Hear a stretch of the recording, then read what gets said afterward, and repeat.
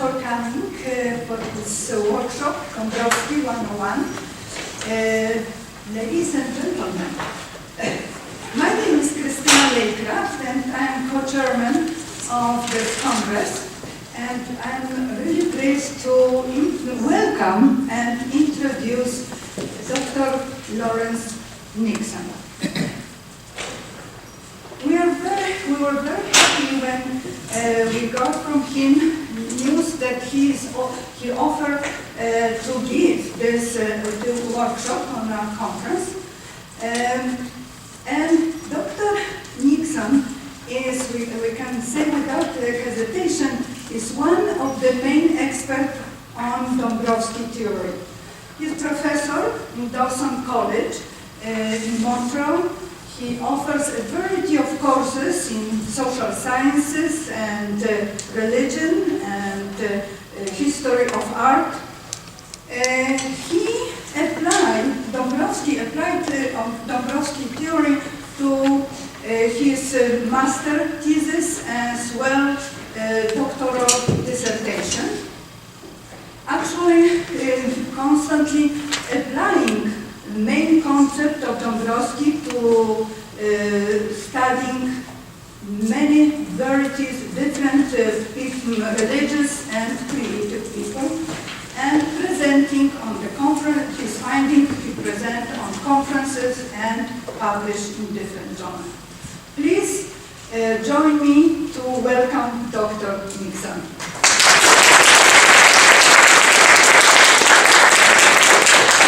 Sorry, just before Lori starts, there are 3 handouts. I don't know if you've got the handouts of the PowerPoint, so make sure you get one of those so you can follow along.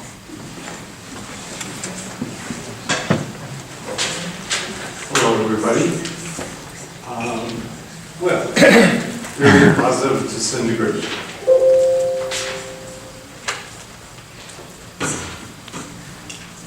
Oh, sorry.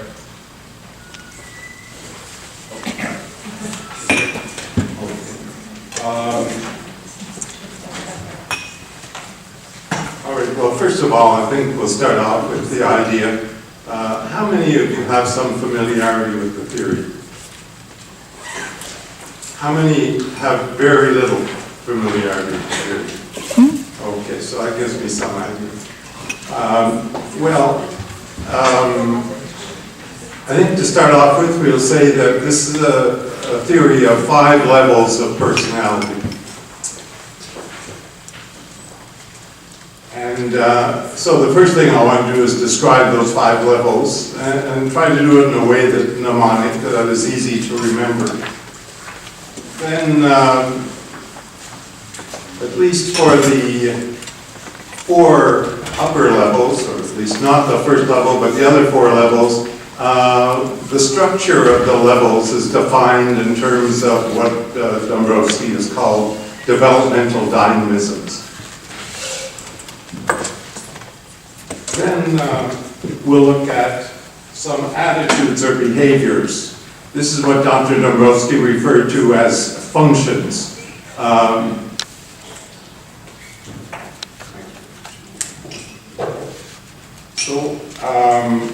We'll look at 4 examples, time permitting, of different, or at least attitudes or behaviors at different levels. And I've chosen some that are a bit, have a paradoxical element to it. Well, first of all, the theory itself has many paradoxical aspects. For instance, it's called the theory of positive disintegration. So right away, that's a paradox. The idea that disintegration can be positive. Or the notion of one of the dynamisms in the 3rd level is referred to as positive maladjustment.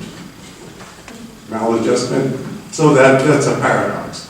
And there's, Dr. Dombrowski also referred to positive infantilism and so on.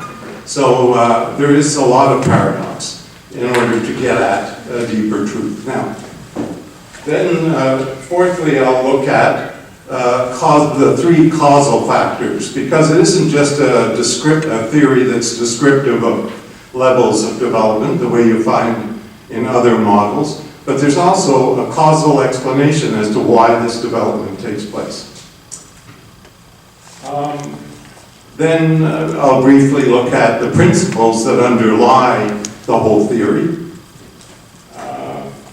And again, briefly, at Dr. Dombrowski's view of certain types of what is considered mental or emotional dysfunction, and how he sees it as expressive of potential for personality growth. That's not all types of mental illness, but certain kinds. And then lastly, I'll have something briefly to say about methods of assessing developmental level, or one of the major causal factors, something he called psychic overexcitability. We'll talk about that in a little detail. And then I have, I think, a couple of 3 slides or something of quotes from his unpublished manuscript called Authentic Education, because how many of you are involved in education? Yeah, so that's quite a few. So I would say there's 2 applications, or there are many applications of the theory, but 2 of the most common are to education, especially the education of the gifted, and also psychotherapy. So I think it's important to say 1 or 2 words about that. All right, so let's proceed.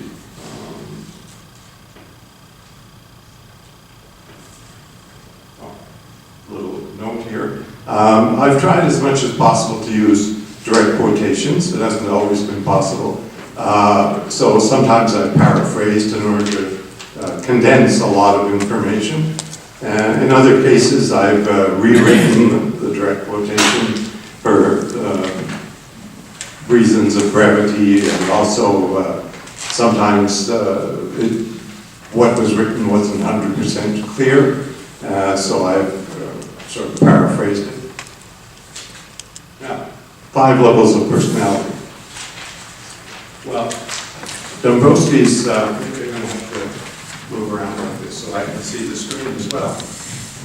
Dombrowski's 5-level model of personality is referred to as the theory of positive disintegration, because it's based on the principle of disintegration of the personality. It's assumed that people are born possessing a certain integration of their personality around their basic physiological needs to be nourished, to be comfortable, etc. And that in order for them to have an integrated personality around a set of ideals, such as altruism, concern for others, they have to, their preoccupation with their own comfort, absolutely essential for survival in a neonate.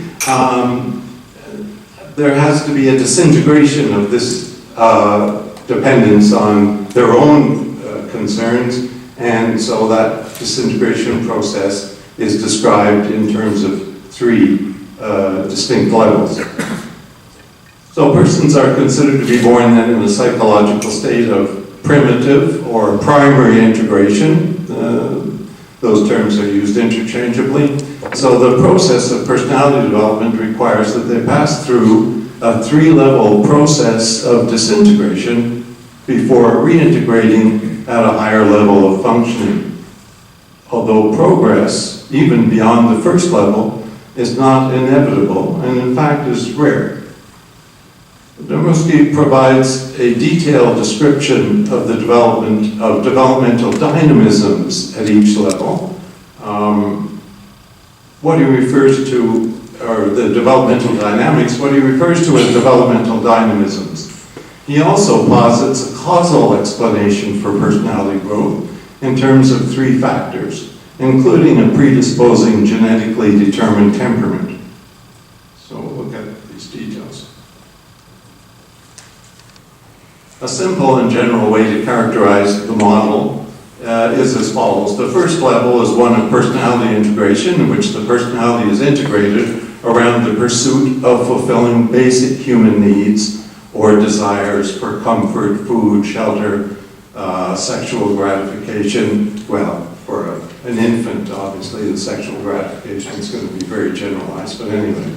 And then three middle levels are processes of personality disintegration, during which the integration around basic urges is broken up in order to prepare ultimately for a higher level of personality reintegration, and then the final level would be that of reintegration around what Dombrowski refers to as an ideal of personality or a personality ideal.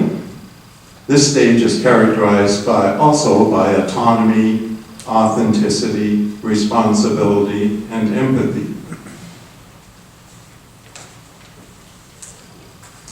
Persons do not automatically pass through the levels of personality. Most remain at the first and second levels. Very few advance to the higher levels. At the initial levels, personality growth requires a particular inherited temperament, along with, for many, favorable environmental circumstances. At later levels, choices and determination are required in order to continue the growth process. In other words, at advanced level 3 and above, the individual can make choices to enhance or promote or continue their growth, and that's absolutely essential at that level, whereas it doesn't occur at earlier levels. So, think of the model of personality development as a sandwich. Primary integration, and then secondary integration, and in between the three levels of disintegration. So, the two levels of integration, levels 1 and 5, in Dombrowski's personality model, individuals in the two levels of integration, that is the first and the fifth, are spontaneous. Individuals are spontaneous. They are free from inner conflict. But behind the surface similarities can be seen important differences. Level 1 persons are spontaneously controlled by their basic biological impulses, whereas in level 5 persons, attitudes and spontaneously and effortlessly directed by what Dombrowski refers to as a personality ideal. So, it goes without saying, I guess it's already obvious from what I've said, that some people don't get out of level 1, so their whole life is lived trying to satisfy their own desires, even if necessary at other people's expense. And others advance to level 2, where they may have doubts about this manner of proceeding. Sometimes they follow it, sometimes they don't, and so on. All right, the personality ideal is unique in the 5th level, or it begins already in the 4th level, and even earlier. There's a precursor to it. The personality ideal is unique to each advanced individual, but all level 5 persons do possess a personality ideal by definition, and they think, feel, and behave in a way that is autonomous, authentic, responsible, and compassionate. In 5th level individuals, the various personality dimensions, for example, the intellect, the emotion, the imagination, are all well developed, they're differentiated, flexible, and at the same time they interpenetrate each other, they cooperate with each other, they interreact. In primary integration, these functions, especially the emotional one, are underdeveloped, or in the case where, for example, the intellect alone is developed, it's inflexible and isolated from the other dimensions of personality, and the intellect's in the service of self-centered interest. Am I going too fast? It's okay. Speed's about right. Yeah. Okay, so while persons at the level of primary integration, level 1, are indifferent to altruistic concerns, persons in secondary integration, or level 5, are spontaneously, yet dispassionately, ready to sacrifice themselves for others, even to the point of giving up their lives. Level 1 persons come into conflict with others when the satisfaction of their basic drives is frustrated. Fifth level persons, when human ideals are threatened. In conflicts with others, first level individuals lack consideration for others if they are perceived as weaker, and instead tend to humiliate and take advantage of them. In order to progress from primary integration to secondary integration, it's necessary to pass through 3 levels of disintegration, which Dombrowski called uni-level disintegration, spontaneous multi-level disintegration, and organized multi-level disintegration. All 3 are marked by inner conflict.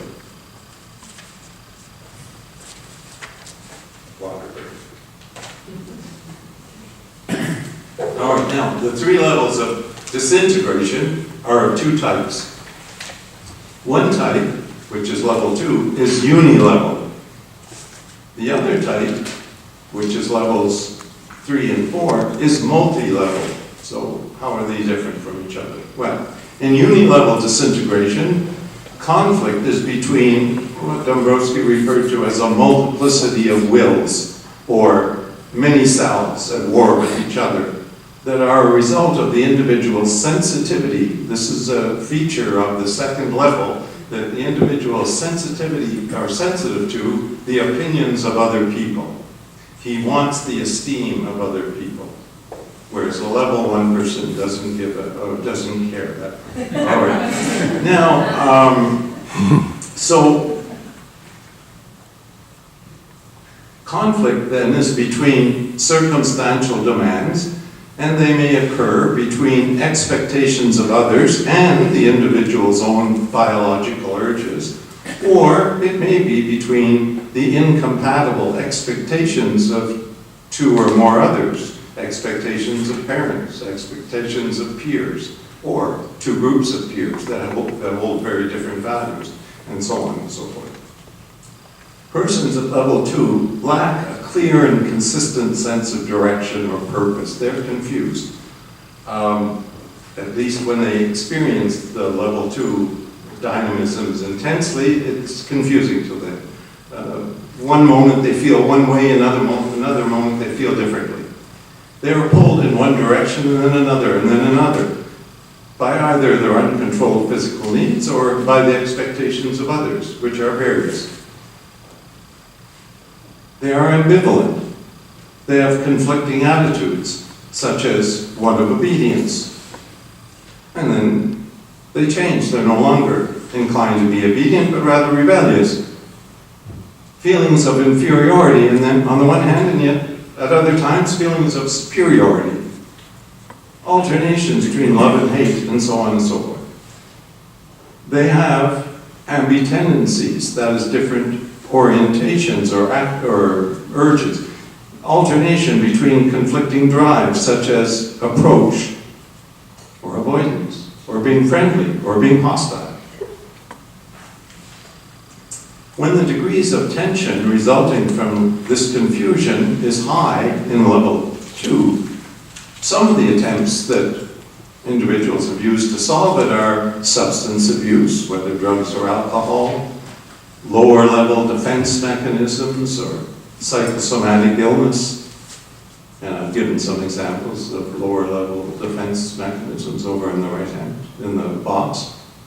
Or the other, more healthy option is to move on to level 3. So now we move to spontaneous multi-level disintegration, or level 3.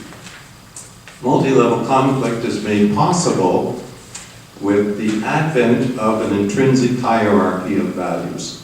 So such a person has what she or he considers higher values, more important values, and lower values. The higher values have certain characteristics, such as altruism, responsibility, and so on. Now the person has a sense of direction. They want to live by the higher values, they want to suppress the lower values. The only thing, the source of conflict, or the problem for level 3 persons, is that they don't live according to their ideals. They strive, maybe they temporarily live according to them, And then, much to their embarrassment, to their shame, to their feelings of guilt or whatever, they failed in living up to these ideas. Well, they strive again. So, here conflict is between satisfying biological drives and social expectations on the one hand, and altruistic and transcendental concerns on the other. The tension at level 3 results from aspiring to live according to higher values and failing to do so. A hierarchy of values gives persons a sense of direction or purpose. Persons experiencing spontaneous multi-level disintegration now have an overall goal in life, to live according to their higher ideals. To ignore or actively suppress their lower level motivations. Such persons are much less confused about the meaning or purpose of life. That's not the problem. The problem is living according to the purpose. Their life has as a goal to live in accordance with their higher values. Level 3 persons begin to think more and more in terms of a need for self-transformation. Conflict with the environment occasions self-criticism. This is in contrast with the tendency of level 2 persons who, when experiencing conflict with the environment and self-criticism, by having recourse to lower level defense mechanisms such as projection, compensatory fantasy, passivity, aggression, etc. At first, the process of disintegration occurs spontaneously, just something that arises in the person. It's due to the psychic overexcitability, about which we'll go into a little more detail shortly. So at first, the process of disintegration occurs spontaneously. They didn't bring it about themselves, it just happened to them. But as multi-level disintegration proceeds, the individual takes control and organizes her or his disintegration in order to bring it to completion. That is, they enter level 4. Level 4 is called organized multi-level disintegration, precisely because now the person is taking an active control over their disintegrative process. So, there are two types then of multi-level disintegration. There's the spontaneous kind, typical of level 3. It just happens to the person that they have two levels, the higher level, the lower level. They try to live by the higher level, they fail, they try again, they fail. But this is something that just happened to them. And then in the organized stage, or if you like, aspect, or level 4, now they start to take control of the process, the disintegrative process, which consists of taking steps to encourage the living out their higher level goals and suppressing the lower level goals. I'm sorry? What's it say, level 2? Yeah. Okay, correct that. Level 3. That's a typo. Oh, thank you very much. Now, level 3 persons think more and more about the need for self-transformation. The second phase of multi-level development, level 4, is called organized, because here, individuals actually plan their own development. There's an increasing autonomy from biological drives and social pressures, and intrinsically determined hierarchy of values grows in strength. The result is that inner conflict becomes weaker as behavior is increasingly integrated and oriented towards self-perfection and the service of other people. A tireless and successful effort is made to realize what ought to be, as opposed to what is. But of what does this tireless effort consist?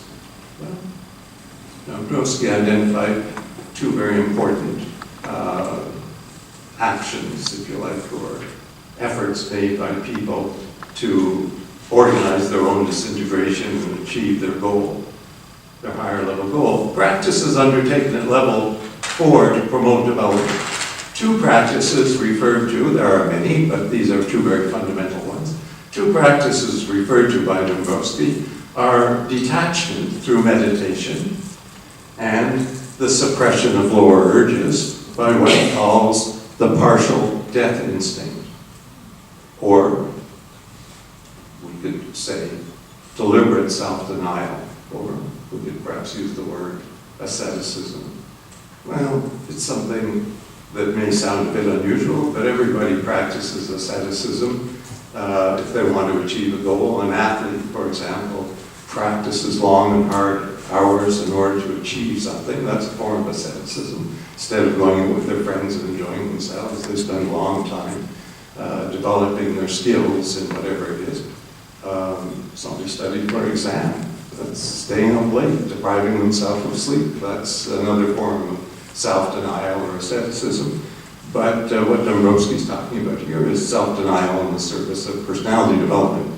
So development through, or detachment through meditation, development and deepening of intuition, an intuition that's in the service of coming up with new ideas about how to progress developmentally. Development and deepening of intuition is closely related to the increasing distance from lower levels of reality and a closer approximation or a closer approach to its higher ideals. Intuition is therefore developed by detachment from the needs of a lower level and correspondingly by union with the personality ideal. So meditation and contemplation contribute to the growth of this intuition. Yeah? Are you open to questions, Laurie, because there's one over at the Oh, other table. sorry, thank you very much. I can't see very well here, so thank you. Yeah. Yeah, you talk about the, asceticism. How do you differentiate that between Stoicism?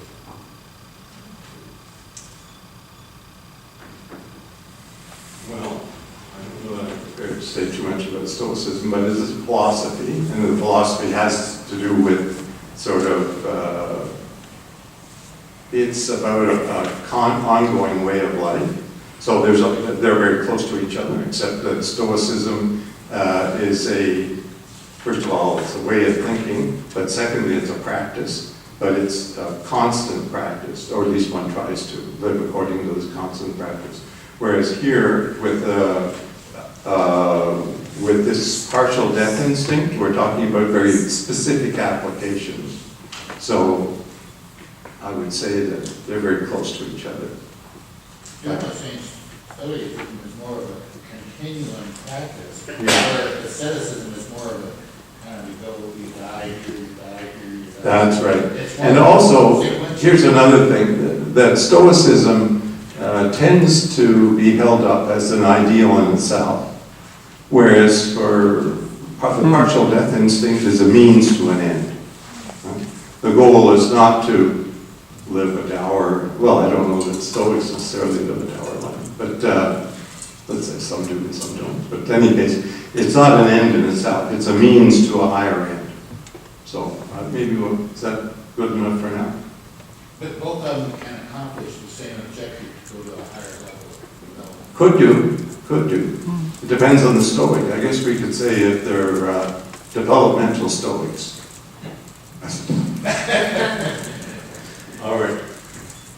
Very good. So the partial death instinct, where was I? Did I read through all of this? Not yet? Okay. As a factor in development, we observe the activity of an instinct of partial death. It's a conscious and deliberate program of eradication of the lower level personality structures. In order to accomplish this, the disintegrative activity of some dynamisms, for example, the rejection aspect of the third factor, or the critical aspect of subject-object in oneself. What is subject-object in oneself? It's looking at oneself objectively, not trying to justify one's actions, but being honest with oneself. Or the containing aspect of self-control may be increased in order to destroy the residual structures of primitive levels of the inner psychic milieu. This can take the form of asceticism or resignation from personal ambitions for the sake of serving others, or deliberate and voluntary frustration of one's basic needs. Well, So Dombrowski describes level 5 as follows. Secondary integration as the highest level of development is also called here the level of personality. By personality, we mean a self-aware, self-chosen, self-affirmed structure whose one dominant factor is a personality ideal. Through the synthesis and organization carried out in level 4, all the dynamisms operate in harmony. So in the 5th level, there are a number of dynamisms, but they all are integrated into the, or at least in the, because there's progress within each level. So advanced level 5, the other dynamisms are integrated into the personality ideal. So they become almost invisible, although they are characteristic of the personality ideal. The chief dynamisms involved in the grand synthesis leading to secondary integration are empathy, responsibility, authenticism, autonomy, and the personality ideal. Self-perfection also plays an important role. As one matures in the process of secondary integration, the personality ideal remains as the only distinct dynamism in the 5th level.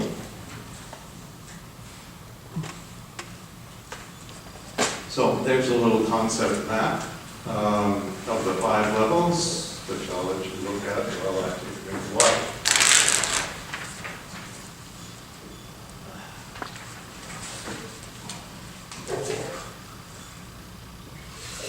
So nothing new here, and you don't have this stuff on your sheets, right? So that's nice. Okay, so now developmental dynamisms. So what are developmental dynamisms? Well, Dombrowski defines a dynamism as that combination of drives, emotions, thought, and imagination that motivates a person to behave in a manner that leads to personality development. So there are drives toward development. Here's a quote. Developmental dynamisms are the intrapsychic factors which shape development, behavior, and the expression of behavior. They function as promoters of a higher order of personality organization. It is this organization which is, as well as reveals, the structure of each level of personality. So here is a chart which you have in a separate handout as well as in the all the slides that you have of the different dynamisms. There are other dynamisms as well. I put them at the end as an appendix in the PowerPoint presentation because I didn't know how we're going to get. I'm wondering, Joe, if you could let me know when we come to 1 hour, so I can sort of have some sense of how we're doing. So maybe just to look, we're going to them in a little more detail, not a whole lot, but a little more detail, but just to look at the different levels. So at the bottom of the chart is level 2, and here we see something called the second factor. Second factor is the sensitivity to the opinions of others, or susceptibility to the opinions of others. Then there's ambivalences, which has to do with one's attitudes, and then ambitendencies, which has to do with one's urges or drives. So they're back and forth. Attitudes change frequently and so on. Once we get to the level 3, or level of spontaneous multi-level disintegration, here we have a conflict between, we have a hierarchy of values. You can see at the bottom it says hierarchization. So in other words, the individual possesses criteria for judging his actions and other people's actions and so on. Higher values versus lower values. A hierarchy of values. And when not living according to those, then there's a sort of self-recrimination taking the form of guilt, shame, astonishment, or disquietude with oneself, or feelings of inferiority, or dissatisfaction that one's not living according to one's ideals. And then the other dynamism is something called positive maladjustment, another example of paradox.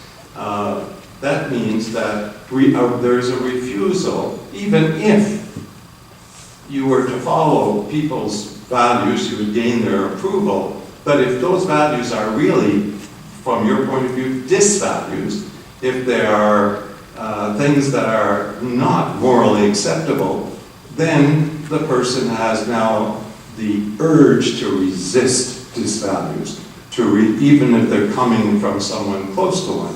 So that's why it's called positive maladjustment, a refusal to go along with disvalues. So level 4, we're basically looking at values that are expressive of the person's will that's been developed. Their ability, well, first of all, their ability to see themselves, to see actually what's going on in themselves in an objective way, and then an ability to make changes, to express themselves in terms of various, like self-control and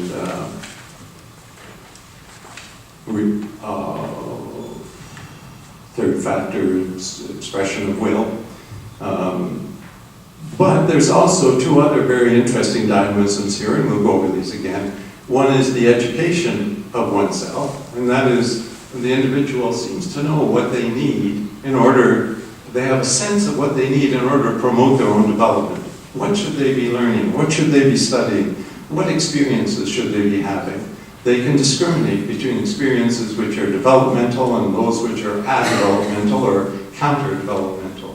The same with autopsychotherapy. It means they can choose environments and activities that will help them become on a more solid footing. And again, using their nervousness or their anxieties to promote their growth rather than to become disoriented or confused and so on.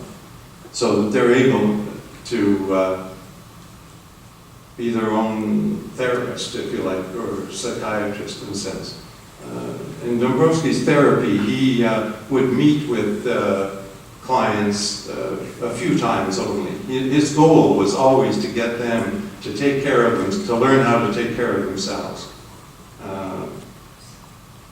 All right, and then finally at level 5, we have the personality ideal plus autonomy, authenticism, and responsibility. Okay, level 1. So, in level 1, the single goal is to respond to one's physiological needs as they arise. There's no developmental dynamisms at level 1. So, are you stuck forever in level 1?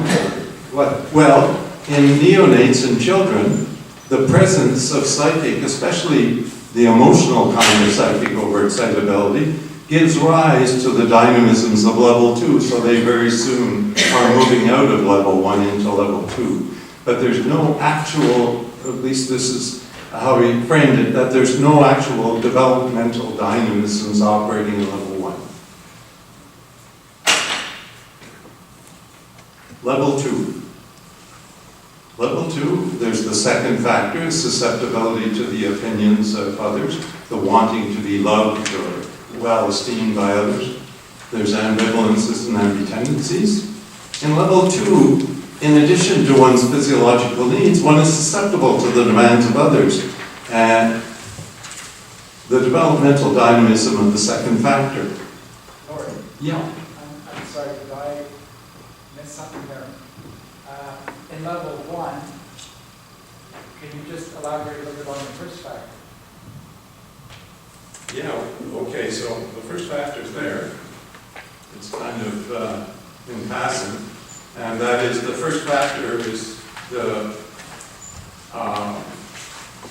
if there is psychic overexcitability. Later on I will elaborate a little more on the first factor, but the most important part is the psychic overexcitability. First factor also includes high IQ and abilities or talents, the terms. But at level 1, first factor is expressed as a deep sense of self-preservation. They're the last one off the lifeboat, they'll throw everyone else off first. Yeah. So first factor is self-preservation, self-advancement, ego-grandizement, those kind of factors that express at level 1. The first factor is always sort of genetically predetermined. material. So someone who's at level 1 and remains at level 1, your description fits them well. But what about people who are born into level 1? And assume that to be the case. How are they going to move out? Well, then these other elements must be there. And that's the transformation through the genetics. The genetics Promoting the are transformation. transformed as you move forward in Yeah. development. Okay. Good. Now, level 2. Well, individuals at level 2 are also characterized by instability in the form of two dynamisms, ambivalences or changing attitudes, and ambivalencies, changing inclinations. This level is called unilevel because the individual possesses no intrinsic or autonomous criteria by which to determine which demands should take priority over other demands. They have no hierarchy of values. Level 3. Qualitative difference exists between level 2 and level 3. One of the dynamisms of spontaneous multi-level disintegration, that is level 3, is what is referred to as a hierarchy of values. So I'm repeating myself now, but it doesn't hurt. That which enables the critical perception and assessment of experience, of behavior, of attitudes, and of orientations in terms of higher and lower values.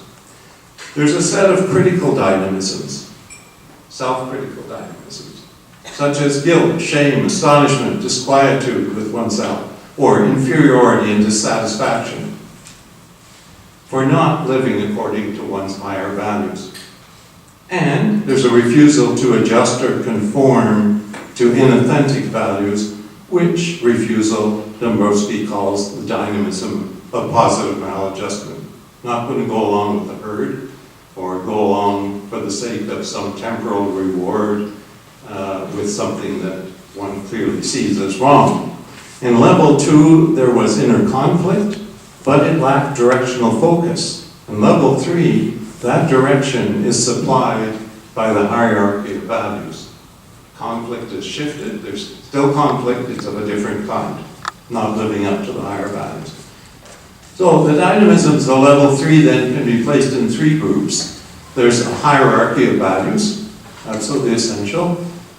Some values are more important and more desirable than others, along with the desire to, and some are at the bottom are positive disvalued, along with the desire to live in accordance with the higher values and not according to the disvalues. Then there's a set of self-critical dynamisms. And then finally there's positive maladjustment, the attitude and behavior toward others. Laurie, can I go back a slide? Sure, It's important to me, and I just would like to make no problem. positive maladjustment. Another paradox in Dombrowski is that positive maladjustment can lead to suicide.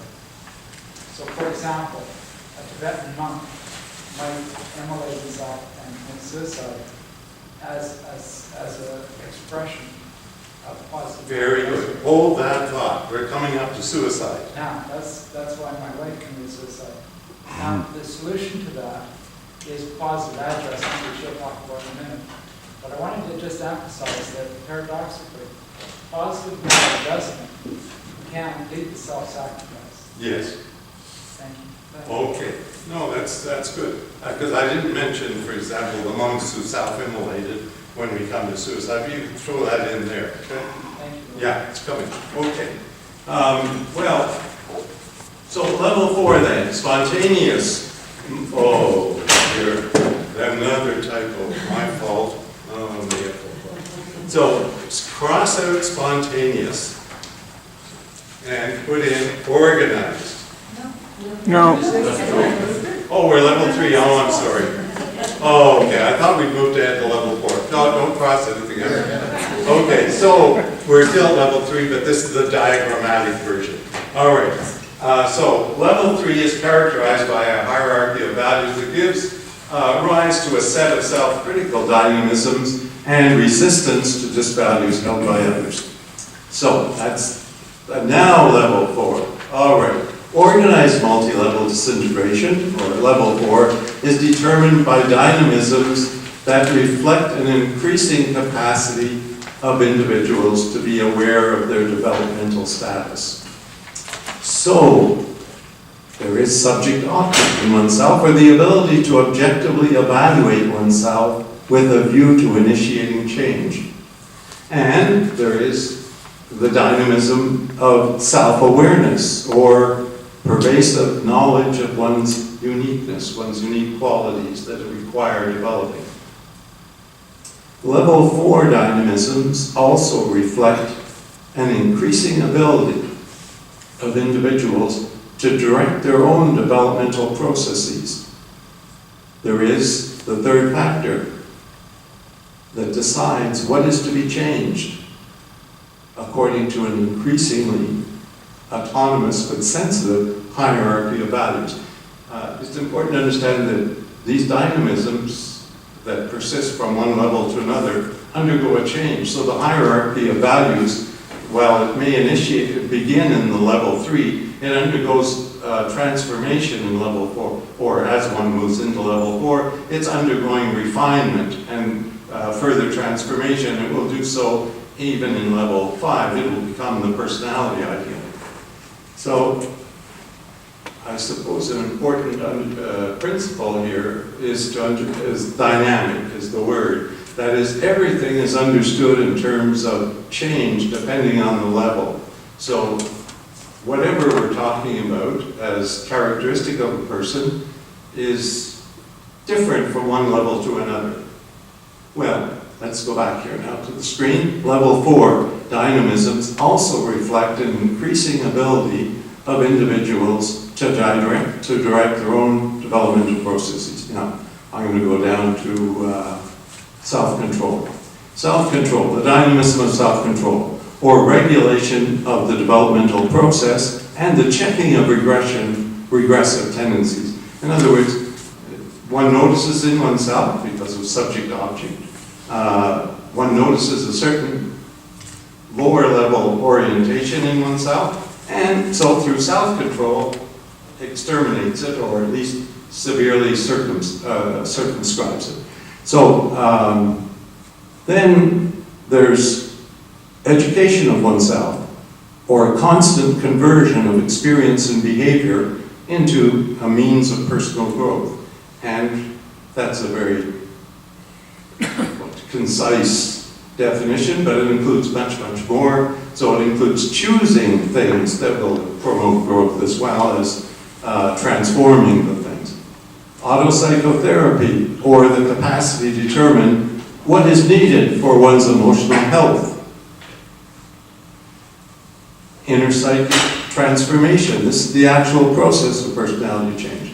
So the dynamism of inner psychic transformation includes the transcending, and this is a very interesting thing, the transcending of somatic and cultural determinants of personality, such as age. So, for example, transcending age means that you don't necessarily act your age. Young people act more mature. Older people won't have lost or won't be out of contact with the inner child, so to speak. They'll have access to the same energy that they had when they were younger, and so on and so forth. And also the transcending of psychological type. Now, the example that Dombrowski gave was extroverts and introverts. So introverts will develop an extroverted side, and extroverts will develop an introverted or reflective, meditative side, and so on. So that one isn't one-sided. Typical of this stage is the identification with universal values, as opposed to the personal values adhered to in level 3. So the dynamisms of level 4 also reflect the fact that individuals are now in control of their own disintegration. They can determine and plan for the removal of obstacles to their growth. They can anticipate obstacles and plan for their removal. So the dynamisms of level 4 can be thought of as falling into two categories. I have a little caveat here that This categorization I'm giving you is for mnemonic purposes. That is just to help you think what is characteristic of the dynamisms of this level, because in fact they may contain elements of each other. But let's think of it this way. There are cognitive dynamisms, such as subject-object in oneself, self-awareness, and there's volitional dynamisms, third factor, self-control, education of oneself, autopsychotherapy, inner psychic transformation.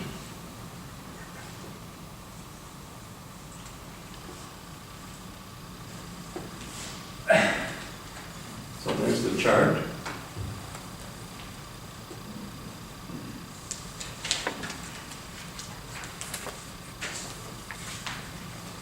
Ooh. Level 5. The chief dynamism of the final level of personality or secondary integration is the personality ideal.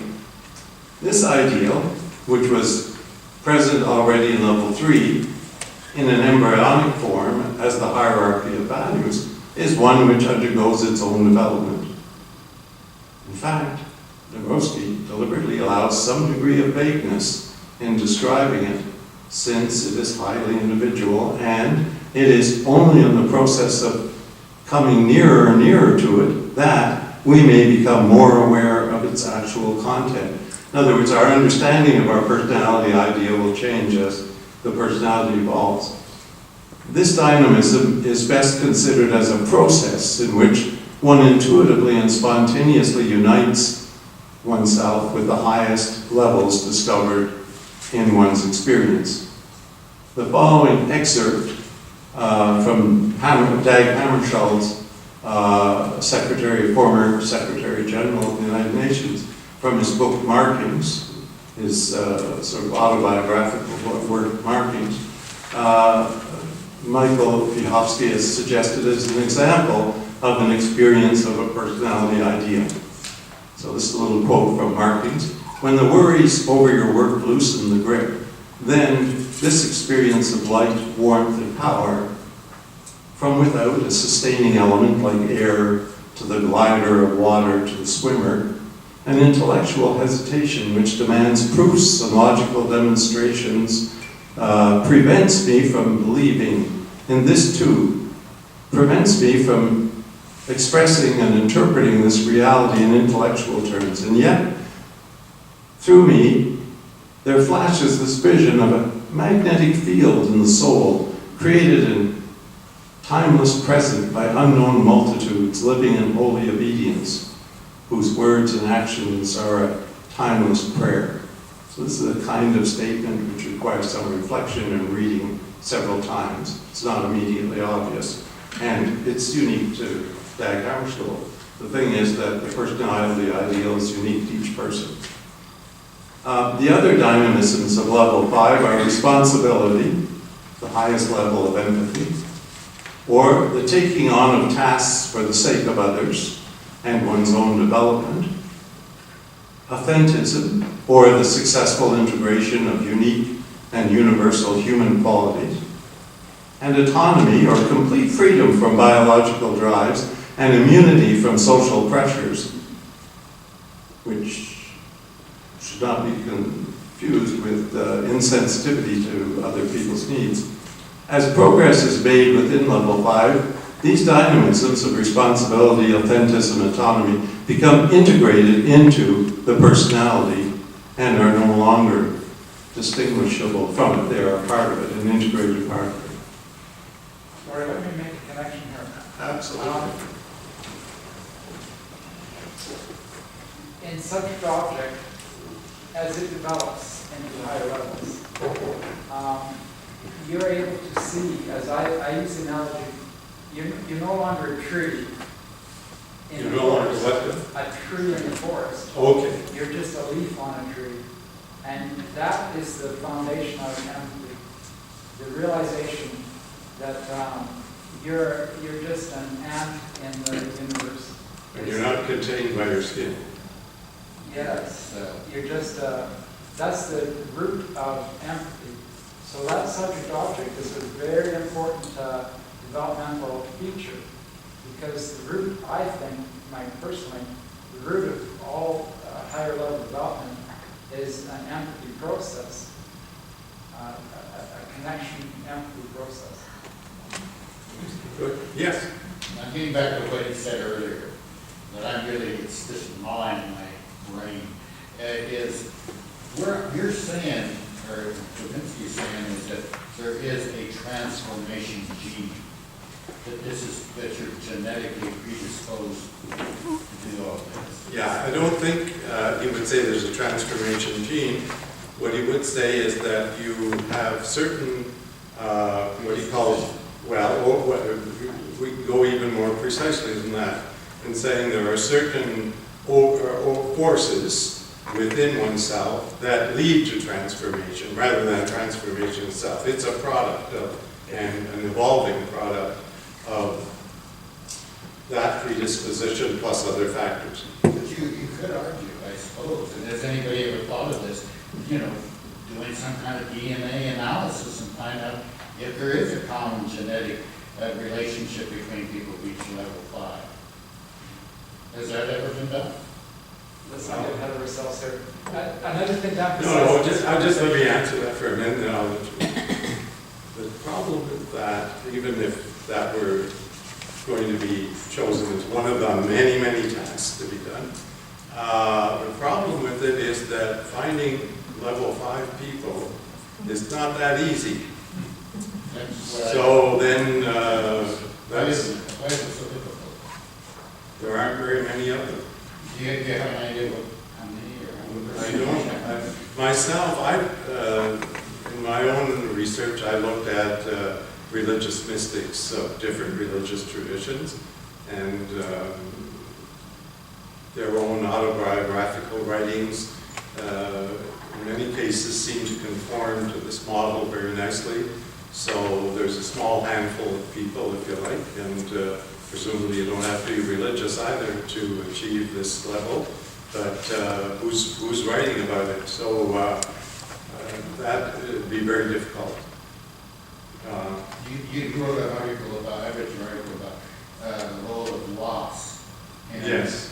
in personality development, positive disintegration, and you talked about Michelangelo, right? Right. You consider him reaching level 5? No. And neither did Dombrowski, which is more important And than whether I do or not. Krauss didn't do that too, or some other? What's that? Krauss or some other famous? Yeah, that's an example. He cited of someone who experienced a certain level, but certainly not level 5. But anyway, let's go back to the genetic thing. Bill has a comment he wants to make. Dabrowski talked about two fundamental factors: essence, which is genetics, and existentialism, which is choice. And Dabrowski said that we have to use those two forces together. So it's exactly what you said, Dorothy. Based on our genetic parameters, which sort of set the limitations, we have choices within those parameters. And in order to develop, we need to make the existential choices that lead us to our particular path of growth. So it's a combination of genetic forces pushing us forward and the choices we come to see volitionally that we need to make. Educating ourselves, doing psychotherapy with ourselves, those kind of decisions that will ultimately lead in to development. Now, Dabrowski said, ultimately, it's the essence that rules the day. Because if you don't have the essence, you can't make the choices. You're not going any further. Okay, let me move along. Yeah, It's 1 hour, so 1 hour. you intend to break before you do the functions. you guys want a break? Put your hand up if you want a break. There's 5 of you that want a break, we'll have a break. Okay, we'll carry on. Sorry. Well.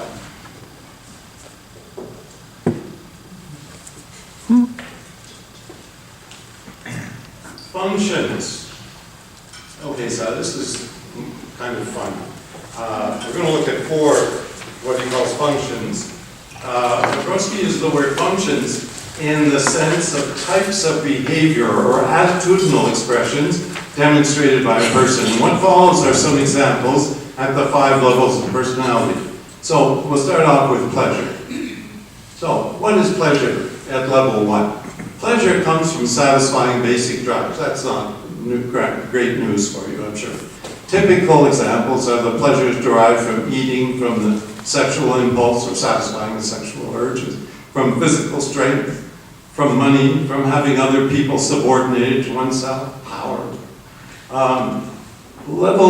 This is different from power for the sake of some higher purpose, although that could be used to legitimize very primitive forms of power. Anyway, level 2, pleasure sometimes derived from fluctuating and changeable physiological needs, but there's also pleasure from satisfaction of a psychological nature at level 2. And even a pleasure of a moral nature is possible.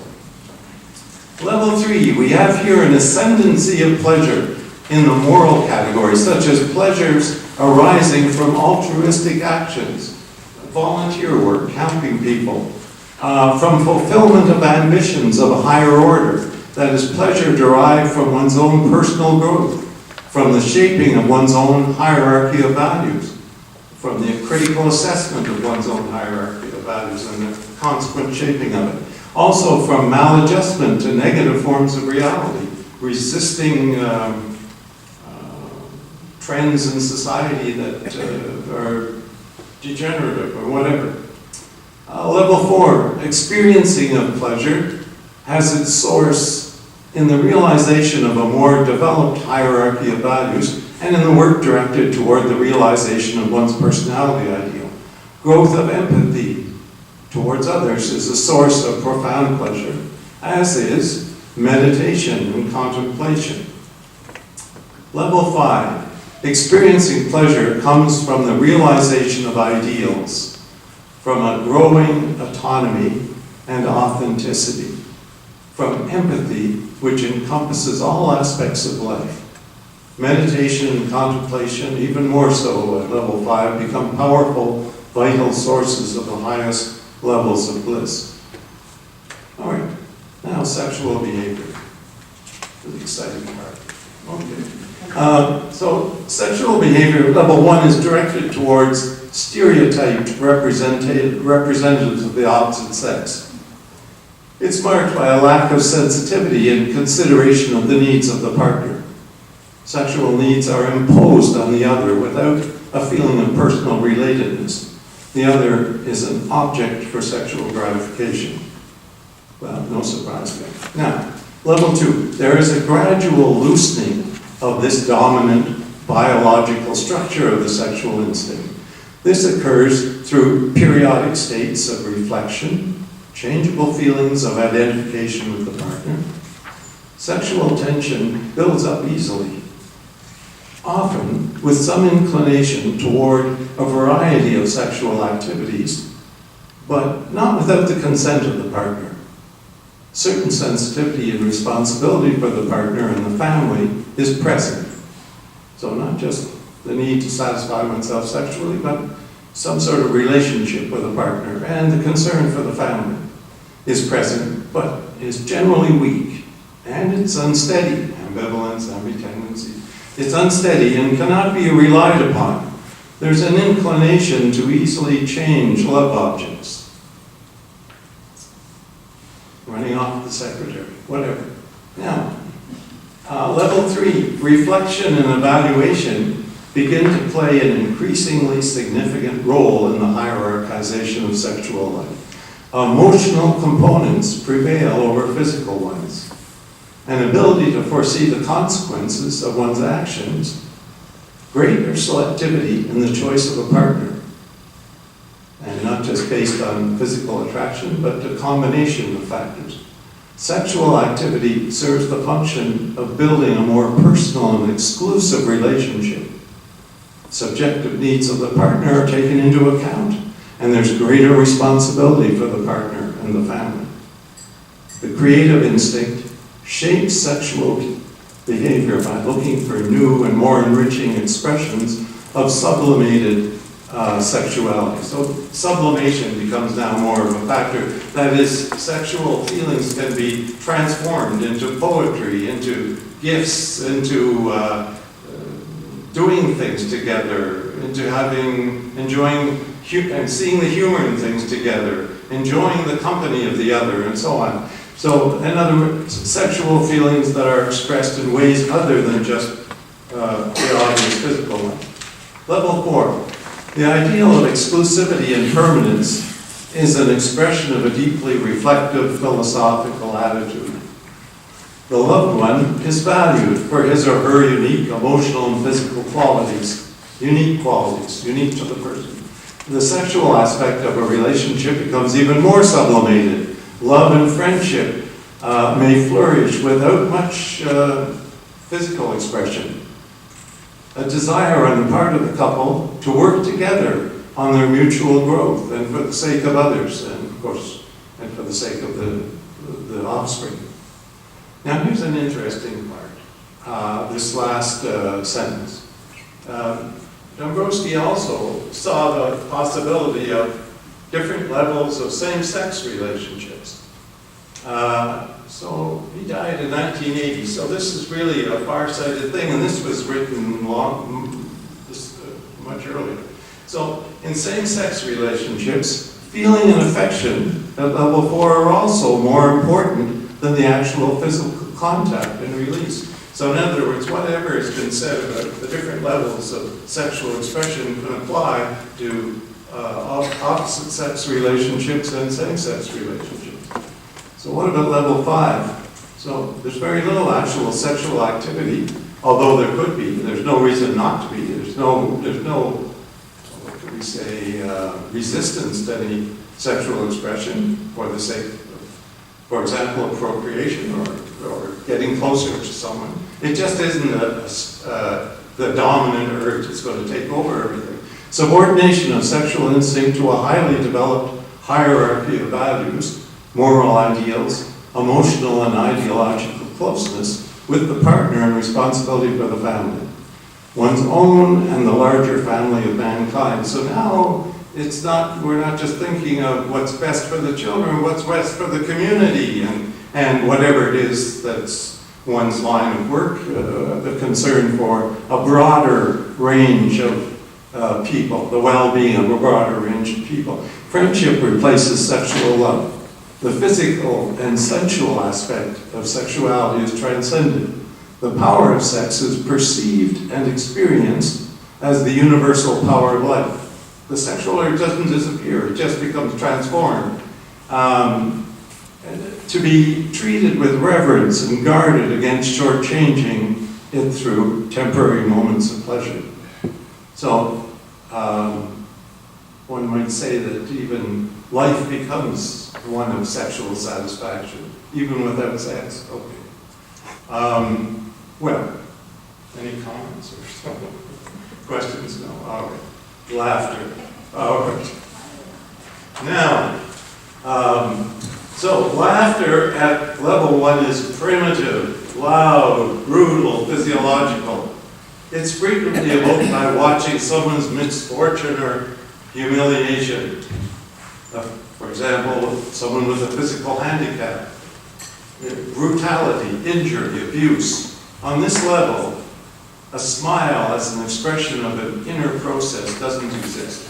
So, Dombrowski is going to say loud, raucous laughter is transformed ultimately at the higher levels into a profound smile that's aware at the same time of certain aspects of life as tragic, but at the same time also can appreciate the humor in things. So, but at the lower level, he's saying that kind of appreciation expressed in a smile doesn't exist. Level 2. On this level, laughter is variable. On the one hand, it might sound loud and brutal, but on the other hand, there might be some embarrassment about that because of ambient tendencies and so on. Laughter becomes calmer and less coarse. There's a beginning of differentiation between primitive laughter and a cultural smile, or cultured smile. Responsiveness to more subtle humor develops. Level 3, laughter becomes more differentiated, quiet, and subtle. There's a distinct kind of smile which begins to predominate over loud laughter. Sorry for misreading the letters sort of squeezed together towards the far side of the screen. The smile reveals a history of grave experiences that a person has been sensitive to over their life, of problematic aspects of human existence, of tragedies, and of things that can happen. And that awareness doesn't go away, while at the same time seeing the humor in life. One is also aware of the tragic side of life as well. But they're not depressed or down, but at the same time, they still recognize as I say, the problematic aspect. The smile reveals a history of grave experiences and an increasing introvertization. The distinctive variations of one's smiles arises in consequence of growing empathy toward people. So the smile is an expression of the humor that one finds out of empathy for other people, or with other people, and of creative tendencies which develop new and more subtle forms of smile, unique, individual, and unique to the situation. Loud laughter begins to disappear, and subtle laughter and smiling begin to predominate, reflecting a transition from an egocentric, self-assured attitude of brutal laughter to an attitude of considerateness. Level 4. Collective laughter disappears. It's replaced by subtle individual laughter, and most often by a differentiated individual smile, which is moral and aesthetic, a smile toward the ideal, a smile of mutual understanding, or mutual recognition with others, in the most subtle things, in which the past history of suffering and agony can be clearly discerned. It's a smile that is all-encompassing and a total expression of the individual, unique to the individual. A smile that expresses a certain distance from small, everyday affairs, yet is accepting towards these same everyday affairs. In other words, does not look on them with contempt, but is accepting of them and appreciating. Such a smile expresses a deep relationship with everything and everybody. It's a smile that radiates love and compassion. Finally, level 5.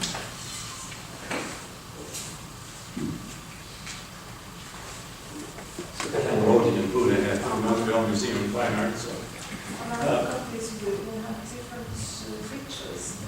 Well, you have different pictures because I edited afterwards. You got the initial edition, this is the revised. You have the original edition of this. Which Okay, one is better? well, Wait, which one is your real intention? It's a developmental process. Disintegrate the old one and watch them. all right. The only difference is that I put Mona Lisa, Leonardo's Mona Lisa, in the 5th frame rather than in the 4th one, right? So otherwise it's more or less the same. Okay, the smile is autonomous and authentic. It's a smile of love. The words are the same, more or less. Okay? Unless there was a typo or something. Okay, it's a smile of love, forgiveness, and devotion. It's a smile of the highest empathy, a smile which is both existential and transcendental. It embodies the history of suffering and sadness. It also can be a smile that radiates joy, yet not without awareness of and compassion for human suffering or sorrow. The smile is delicate, direct, universal, is close to, and at the same time very distant from concrete things. In other words, detached, but compassionate. All right, now. Lloyd, can I make a connection? Yes, please. So, at level 1, a person has very limited self-awareness and no empathy. So laughter at level 1, this is the example I use. You're at the coffee machine at lunchtime, and somebody's telling a joke. There's 4 or 5 people there. And at the end of the joke, the punchline comes, and you don't hear it. But when everybody laughs, you laugh. That's called syntony. And that's a primitive lacking self-awareness. You're not aware that you're laughing at first. You don't hear the joke. You missed it, but you laugh when the other people laugh. Whereas at the higher levels, you have empathy. And in some sense, empathy is kind of paradoxical again, because it removes what is funny from life. There's nothing funny about life. Unamuna and the tragic sense of life is not funny. And so it's replaced with what you're saying there. It's replaced with a acknowledgement of a type of compassion which is based on empathy. Right. Well, I also think of it as a kind of transition from seeing some things as not funny and some things as funny to seeing all things as having a joyful, there's something about it that's amusing, and everything has that aspect to it. Well, in any case, let's look at another function. Suicide. Okay. So, level 1. Suicide occurs, and you make a comment further when we go along and tell me, alert me, right? Okay. So, suicide occurs when no other means of escape is possible. Suicide can also occur as a consequence of primitive cowardice. That is to say, a criminal was caught, doesn't want to do time, or whatever, and so kills himself. Suicide is an attempt to escape liability and punishment. Or as revenge. Or as revenge. That's another one. You're right. That'll show them. Level 2 suicide.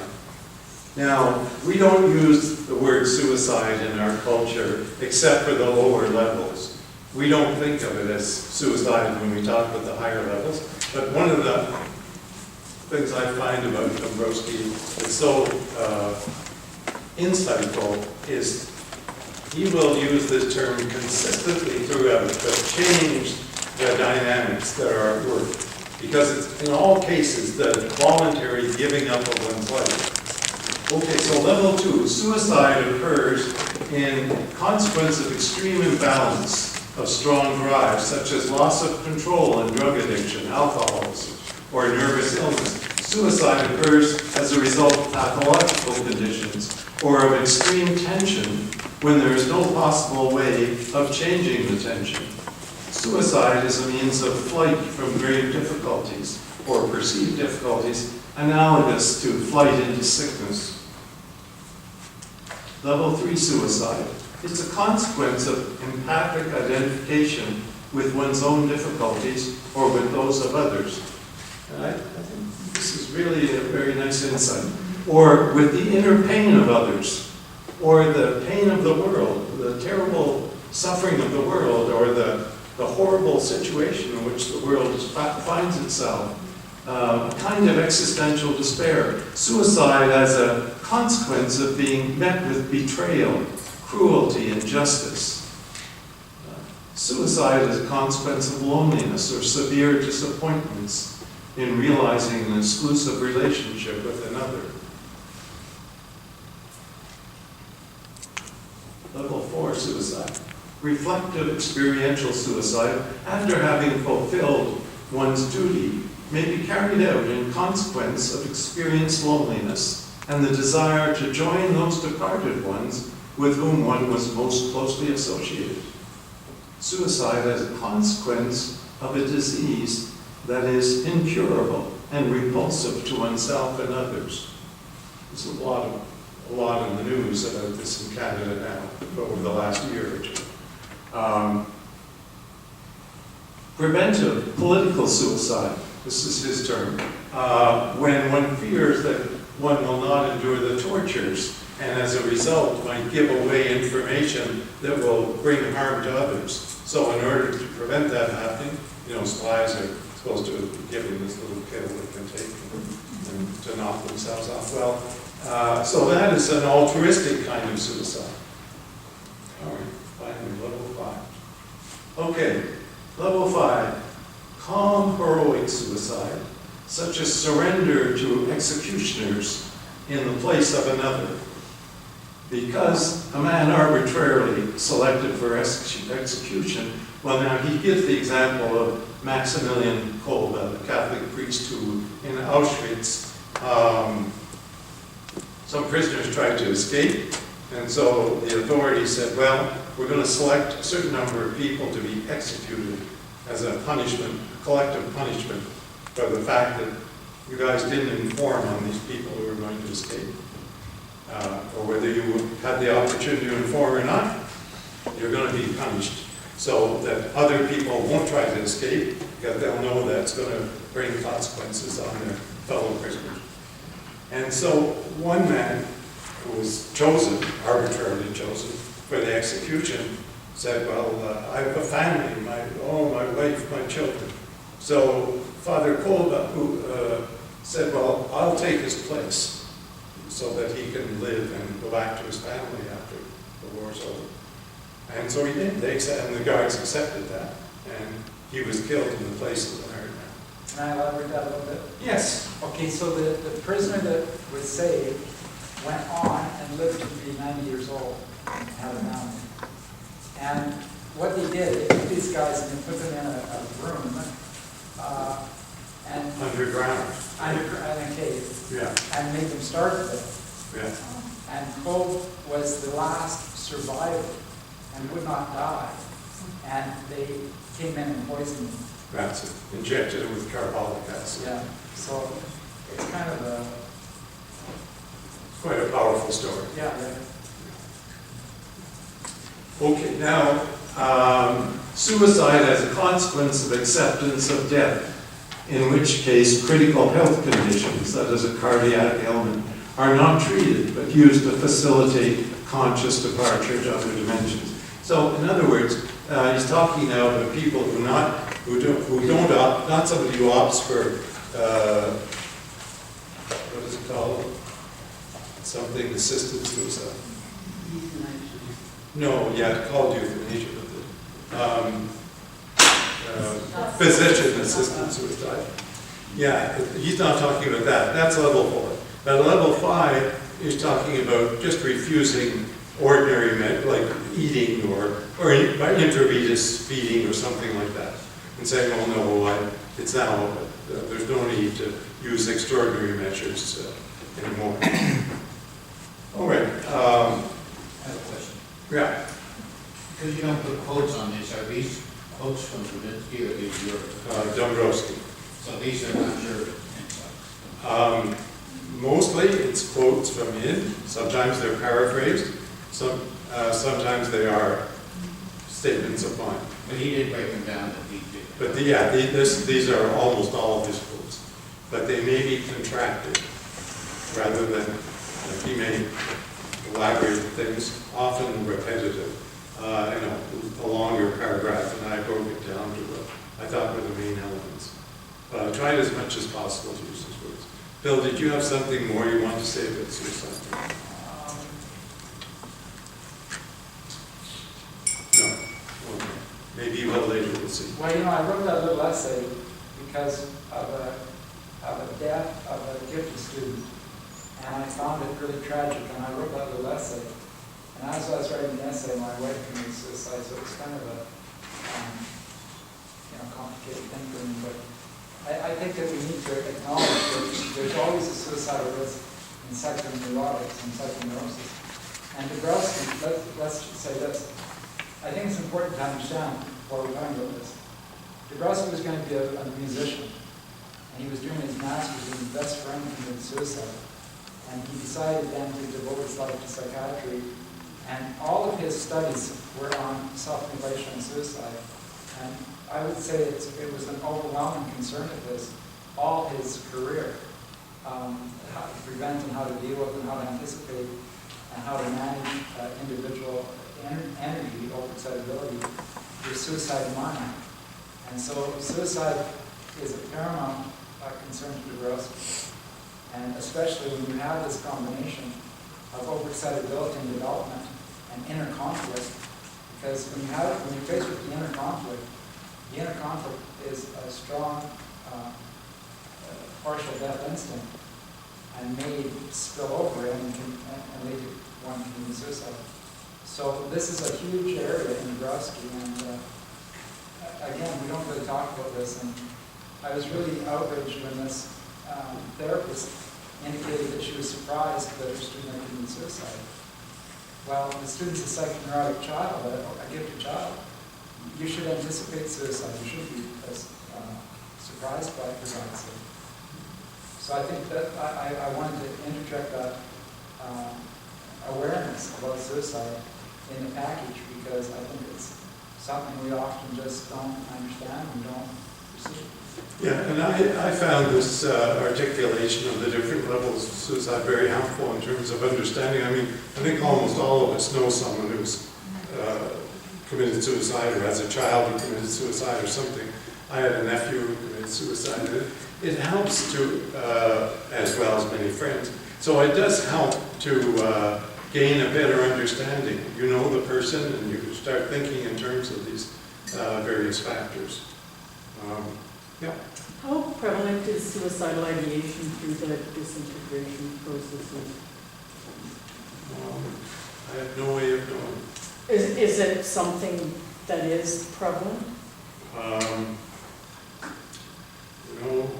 think that to answer that, you have to just look at the literature on suicide and try, because I don't, there's no studies that have been done by someone familiar with the theory that I know of, familiar with the theory of positive disintegration on suicidal ideation. I think you'd rather have to go and look at the descriptions wherever they existed, like autobiographical fragments or whatever that existed of people who committed suicide, and try to determine what level they were at, knowing something of the theory.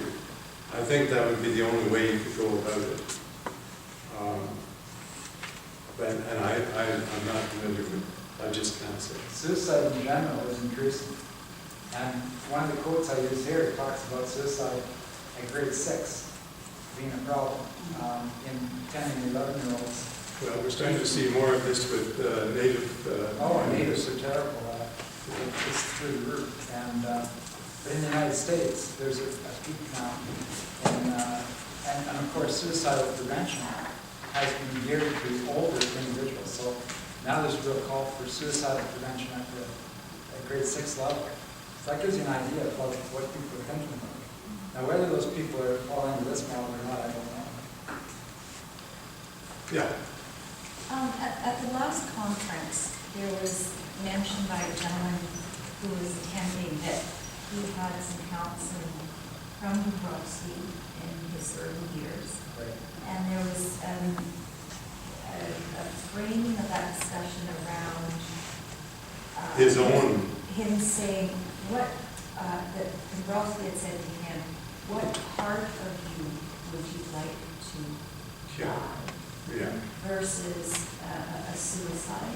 Yeah. And I wondered if you could expand on that at all in terms of the thinking and how to relate that. Well, I can't really accept to say that. I mean, you're reminding me of something now, which I think is very intuitive and very creative on his part, by pointing out to him that you really don't want to kill yourself. There's something in yourself you want to kill. What is that? And then that's a discussion that would have led to a way of resolving his desire to kill himself. That was Norbert, I imagine. Is that right, Bill? Yeah. Yeah. Yeah, thanks for bringing that up. But more I can say. Maybe Bill can add something. That's what you talked about at the beginning, Laurie, about partial death kind of thing. Yes, that's exactly what it is already. Yeah. That's what I wanted to ask about. So it's kind of a war between asceticism and personal development. Is that because you say asceticism associated with partial death, and then it's when the partial death drive takes over from the development drive. That's No, the partial death drive is a part of the development. The development has two aspects: cultivating the higher values and killing off the lower It's values, a war between high and low. both mathematically and also psychologically. Yeah. Sorry, just, it's 4 o'clock, we have an hour left, I don't know if you want to have a break, a Okay. short one, or... Anybody want a short break? You can, I'm not against that, I think it's a good idea. What about 10 minutes? Okay, great, let's have a 10-minute break and come back. And the rest is all manageable within 15. Cultural stimulation, exposure to knowledge about outstanding individuals, exemplars of personality development. Peaceful conditions that allow people a chance to reflect on their own condition and how they can improve. Access to a competent advisor, and crises. And this is where Dombrowski stands out in opposition, if you like, to some other developmental psychologists like Abraham Maslow, where he emphasized it's really important that there are crises in one's life. Now, he doesn't recommend creating crises for people in order to promote their development. No, life has enough crises. But to take account of these and to help people respond to them in a productive developmental way. All right, so, and then what Dombrowski refers to as the third factor consists of various of the dynamisms characteristic of level 4, such as inner conflict, self-awareness, inner psychic transformation, subject-object in oneself, and therefore only comes into play at an advanced level of development. Okay, the first factor, the genetic determinants. The genetic determinant cause of personality development include what Dombrowski calls psychic overexcitability, talents and abilities, and a high level of intelligence. Psychic overexcitability.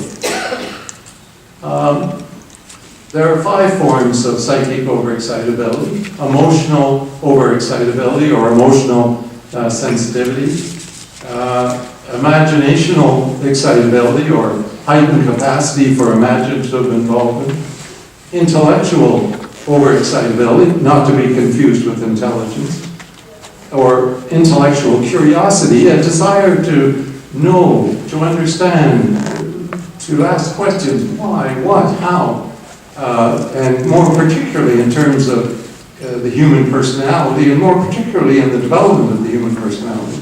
Sensual overexcitability, or a heightened sensitivity to what is seen, heard, smelled, tasted, touched. And then psychomotor overexcitability, or surplus physical energy.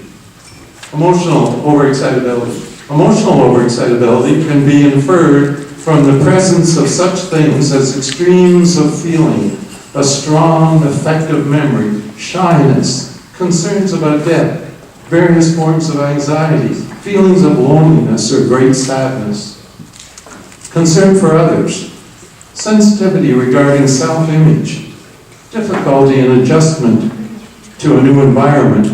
Now, the problem with defining any of these overexcitabilities is they're different at different levels of personality. They manifest themselves differently. So this is, of necessity, an imperfect description.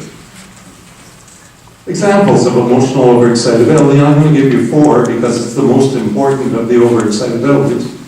Several of my friends, this is a statement made by someone, that several of my friends played near the edge of a cliff, and I begged them to stop, worried they're going to fall over. When they didn't, I couldn't bear to watch them and would go away, and they would not go away. I'm having trouble reading that last word. Yeah, I can read that part. It's the last word of the second line. What's that? Would run, okay. And would run away, filled with a sense of dread. Okay, here's another quote. I don't remember being, from a different person, I don't remember being openly defiant, but my sister, 18 months older, was, and when she was disciplined, I made a note of never doing what got her into trouble. I wanted everything to be happy, and I couldn't stand the tension I felt around me at times. One day, my work page at the school was all wrong because I had misunderstood the directions. My sorrow was so great that it didn't ease for days. A boy in my classroom broke his leg that year, grade 2. And when I heard this, I ran home crying and couldn't be consoled, no matter how much I was comforted. Later, when Bobby returned to school, I was overjoyed to see he still had his leg, for I thought it had broken right off. My relief was so great that I felt ecstatic. All right, imaginational overexcitability. Imaginational overexcitability is expressed in frequent distractions, daydreaming, use of images and metaphors, in conversation, in fantasy, animistic thinking, and wild or vivid nocturnal dreams. Examples of imaginational overexcitability. I imagine small incidents into big ones. There was a tone sounded on the radio to signal the beginning of a certain program that seemed furtive and menacing. I had dreamed that our house was on fire, and when I awakened, the image remained, although there was no fire. I was panic-stricken and could even after bring that scene clearly to mind. When I came home from school, the washing machine was on, and the swish, swish of the clothes in the water seemed to be saying, "You can do better, you can do better, you can do better." Even when I covered my ears, the machine hounded me. Intellectual overexcitability. It's different from a high intelligence. Intellectual overexcitability is manifested in striving for understanding, probing the unknown, love of truth, intellectual curiosity, preoccupation with theoretical problems, reverence for logic, a sharp sense of observation, and independence of thought. Two examples. My passion for books was never satisfied, as we had no library in the small town, and the school library was very small. Consequently, I read Anthony Adverse and The Sun in Is My Undoing before I was 12. I guess it's Anthony Adverse and The Sun is My Undoing. Before I was 12, followed shortly by Karl Marx's works, 12 years old, that's something. Although the first two books were forbidden to me, as soon as my parents went out, I read them. Another case. When I found myself in a situation that was painful or boring, I began to wonder where I was. First, I went through the process of wondering if I was located in my head or in my heart. Then it extended to wondering if I was in my finger or my toe. I was convinced I could be mutilated without damaging the real me. Sensual overexcitability. Sensual overexcitability expresses itself in experiences of sensual sensitivity, such as heightened irritation over sensory stimuli, or in the seeking of sensual outlets as a release from inner tensions. Examples of the last mentioned include buying sprees, sexual promiscuity, a need for comfort, narcissism, and a fondness for jewelry and ornaments. Examples. When I started school, I remember my mornings were difficult, for my clothes had to exert the same pressure on both sides of my body. One stocking had to be exactly as tight as the other, or I couldn't function. Often I spent the extra time, excuse me,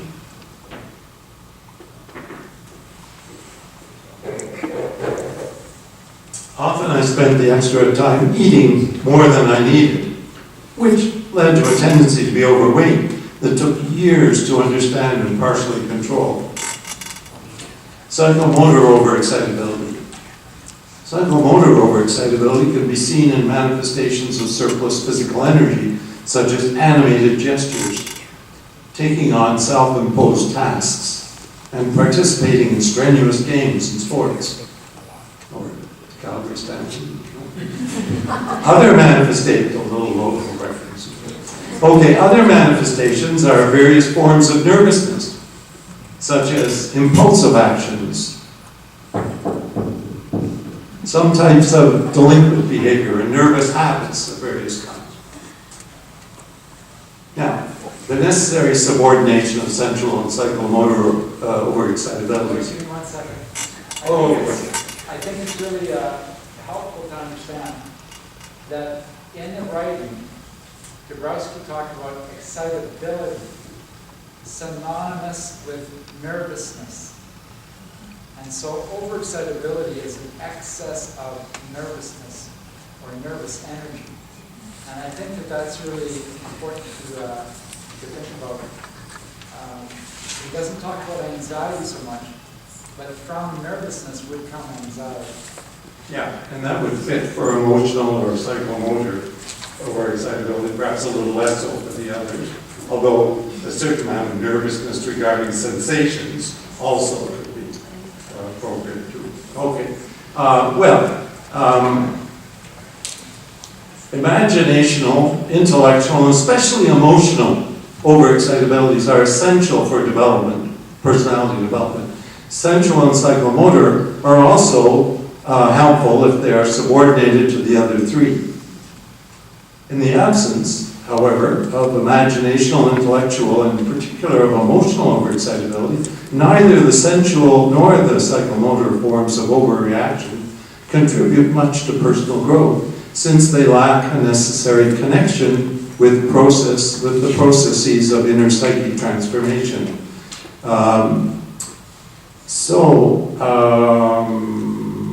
What's the last word there? For, okay. For a purely sensual person, for example, sexuality never becomes that's a typo, expression of a personal relationship as it would if emotional overexcitability were present. The way an overexcitability is expressed varies according to personality level. For example, a person at a high level of emotional overexcitability displays a great deal of inner psychic transformation, a rich hierarchical inner psychic milieu, a rich interior, and strong control over impulses by inhibition. Such a person is sensitive. A person of low level of emotional overexcitability will be distinctly irritable and insensitive to others, egocentric, poorly reflective of the little insight and empathy, and his inner psychic milieu will be not hierarchical. It'll be ahierarchical. Yeah. Would he agree with Elaine Aron's definition of highly sensitive people? You know, she had a whole series of tests and everything. Yeah. So I'm not familiar with her, but possibly. I've read that. I think so. I think the answer is probably, Qualified, yes. but the interpretation of what those phenomena mean are completely different. Aaron looks at them more like an allergy. If I'm sensitive to the lights, I should avoid rooms with those lights. It's a completely different interpretation of what those things mean and how to manage them, what to do about them. So his strategies are different than Hannah. Yeah. This would be a very complex thing. And maybe I'll move on, but afterwards you could ask me. Yeah. Okay, no, I mean privately. We can explore it when we have maybe 15 minutes or so. Yeah. Okay, so a person at a high level of psychomotor overexcitability will display great abilities, he said, in planning a dynamic course of action and of organization, while a person at a low level of psychomotor overexcitability will manifest violent irritability, lack of control and outward expression. When confronted with crises, he will engage in acting out, physical fights, and destructive behaviors.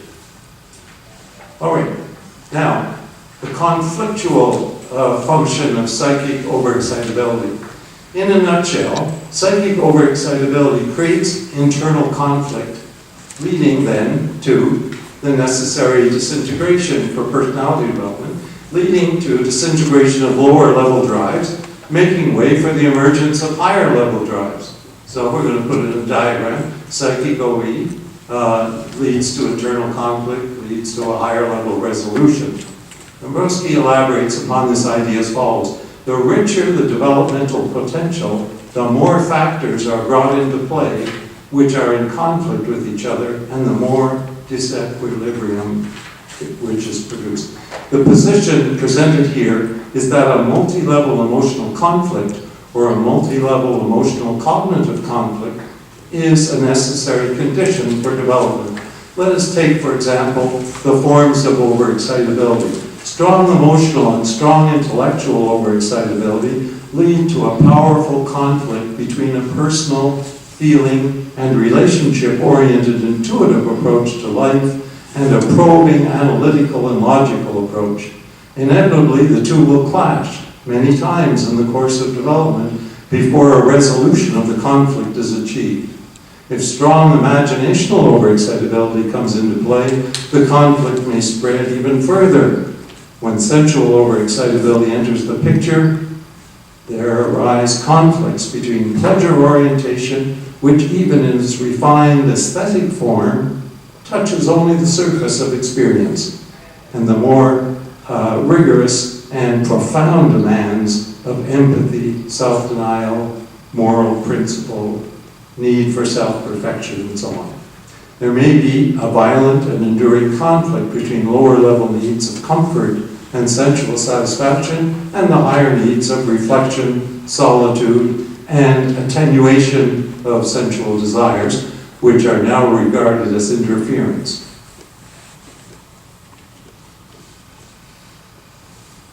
It is, along with high intelligence, it's psychic overexcitability that gives rise to the developmental dynamisms which promote development at each of the levels. The identification of overexcitability is easiest at a younger age. That is, in memories of childhood and adolescence, and at lower developmental levels. As the development and age advance, overexcitabilities are differentiated into dynamisms. This is a direct quote. And higher levels of functions and are masked by greater complexity. Hierarchization of internal conflict and the development opens a channel for resolution and direction of developmental tensions. When this channel is not open, as in unilevel disintegration, the tensions lead to severe psychosomatic illness, psychosis, or suicide. The power of the dynamisms of spontaneous multi-level disintegration, says Dr. Dombrowski, is mainly a function of the power of emotional overexcitability. Enhanced excitability, especially in its higher forms, allows for a broader, richer, multi-level and multi-dimensional perception of reality. The reality of the external and the inner world is conceived in all its multiple aspects. In consequence, overexcitability plays a fundamental role in the development of dynamisms and their tension. Their tension is what promotes the development. They're seeking for channels leading upward, their positive maladjustment and transformation, not only the inner milieu, but also the external milieu. Now, a specific example, intellectual overexcitability intensifies the tendency toward inner conflicts and intensifies the activity of all dynamisms of spontaneous multi-level disintegration. It enhances the development of awareness and self-awareness. That's in level 4, the dynamism of awareness. It develops the need for finding the meaning of knowledge and of human experience. You talk in level 4? Yeah, like the level, he mentions the level 3 dynamisms, but then he goes on to say that it enhances the development of awareness. Now we're talking about a level 4 dynamism. Okay. Intellectual overexcitability at level 4, in close linkage with emotional and imaginational overexcitabilities, operates in a united harmony of drives, emotions, and volition. Something that he calls the DDC, or disclosing and directing center, is more closely unified with personality. the level of secondary integration. Intellectual interests are extensive, universal and multi-level. Great deal of interest and effort in objectivization of the hierarchy of values. Inclinations towards synthesis. Intellectual, emotional, imaginational linkages are the basis of highly creative intelligence. So there, we would say, by inference, the innate high theoretical intelligence combines with these three overexcitabilities to produce what he calls creative intelligence. Now, another aspect of the genetic predisposition towards development are special abilities and talents. As well as psychic overexcitability, Dombrowski refers to inborn or genetically determined talents and abilities playing a role in personality development. Little quotation here. Developmental potential or the manifestations of the different forms of overexcitability, special talents and abilities, and their interrelationships, they give rise to signs of positive disintegration. So Dombrowski has not elaborated upon the role of the special talents and abilities. However, he did identify several examples of special talents and abilities. These two terms are almost used interchangeably, such as a talent for playing chess, creative ability in general, poetic ability, musical talent, dramatic and artistic talents. All of these have been referred to specifically by him. Well, Dombrowski identifies special talents and abilities as distinct causal influences. At the same time, he seems to suggest that special talents and abilities themselves originate from one form or another of psychic overexcitability. When he says a person of high level of psychomotor overexcitability will manifest great abilities toward planning, dynamic course of action, and organizational abilities. So this is to give this one example. There are not many. High level of intelligence, the third component, if you like, of the genetic factor.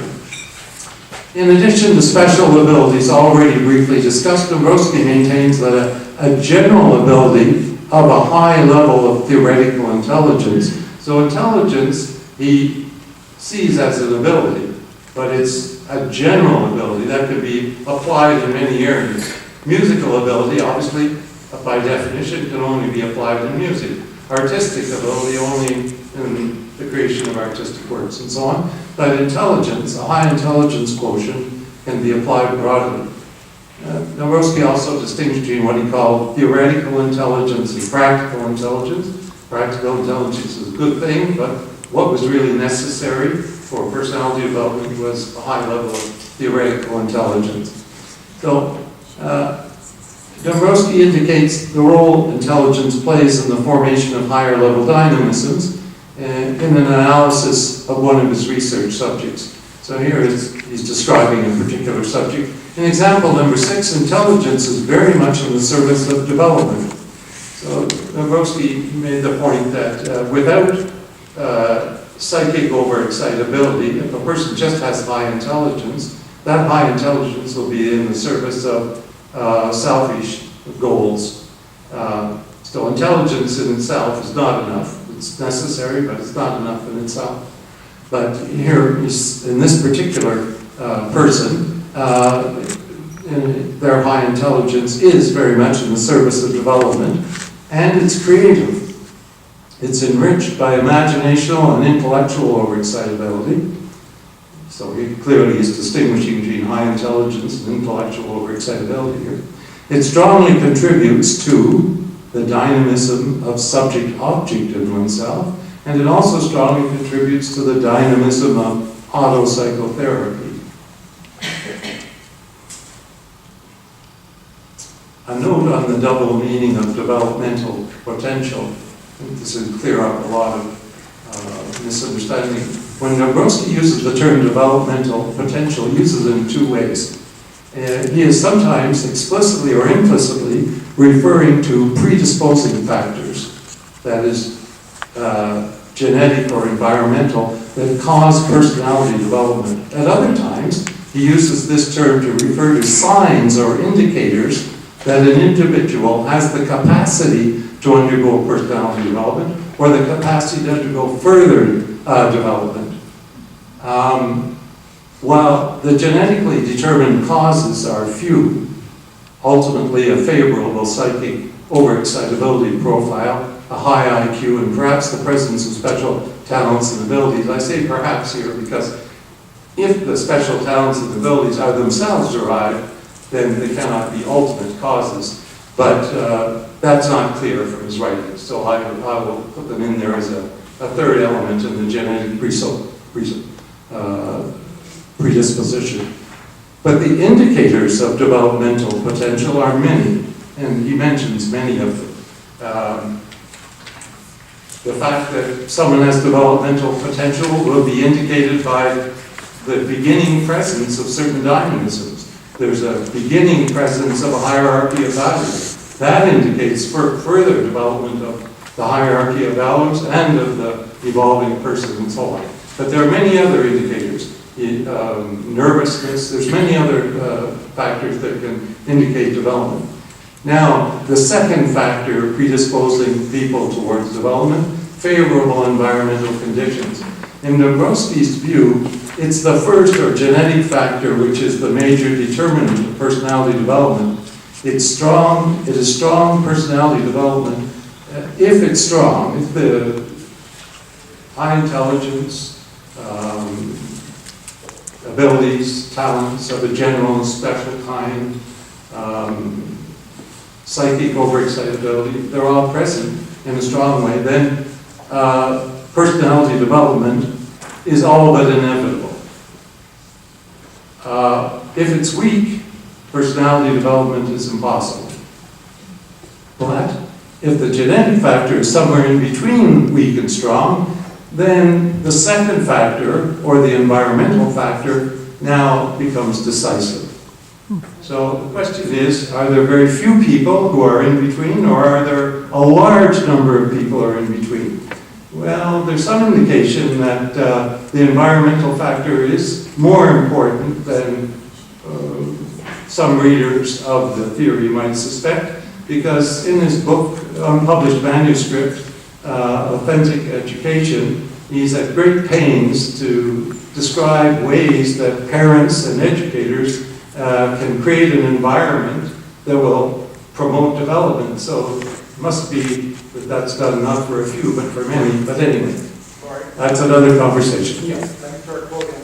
Sure. Dombrowski said, "The strongest genetics cannot be inhibited by the worst environment. The best environment cannot assist the worst genetics. And that if the genetics are equivocal, then the environment becomes a critical factor in determining the outcome." It's a very succinct way of what I said in many words. Very good. The question for me then is that there are many people, and I suspect there are many who, with some assistance, could achieve something. The various types of development is not part of this presentation, but it is. Okay, so there are a number of environmental conditions that can facilitate the transition from lower to higher levels of personality functioning. And three types are mentioned by Dombrowski in his published book, Personality Shaping Through Positive Disintegration. First of all, direct stimulation. 2, peaceful conditions. And 3, guidance from an advisor, a counselor, or a therapist. So let's look at each of these in turn. Positive stimulation. Yeah. What is most interesting, just making connections. There, you know, in your earlier presentation, when you reach towards the level, you go from level 4 to level 5, you begin to control the environment so that you do attain the level you want to become. 3 and 4. Okay, between 3 and 4. So it's a matter of when, in the process, you begin control. I mean, as a child, you don't have that control, but as an adult, you begin to have more control. Hopefully. Is that really what Some very small percentage of adults.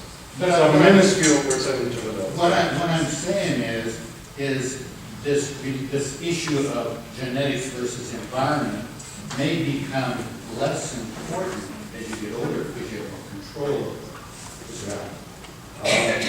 Is that How true? much time we got, Frank? 10, 12 minutes. I'm going to skip that, if you don't mind. But anyway, that's what I'm thinking. So, positive stimulation. As Joe. As examples of direct stimulation, Dombrowski gives the following. At times, a book presenting a story of a hero, an example of development, which in its psychological and ideological aspects makes the nuclear dynamism sensitive to the development of personality, may be an important factor in stimulating this development. Kind of role model. The same is true of theater plays and many works of plastic art.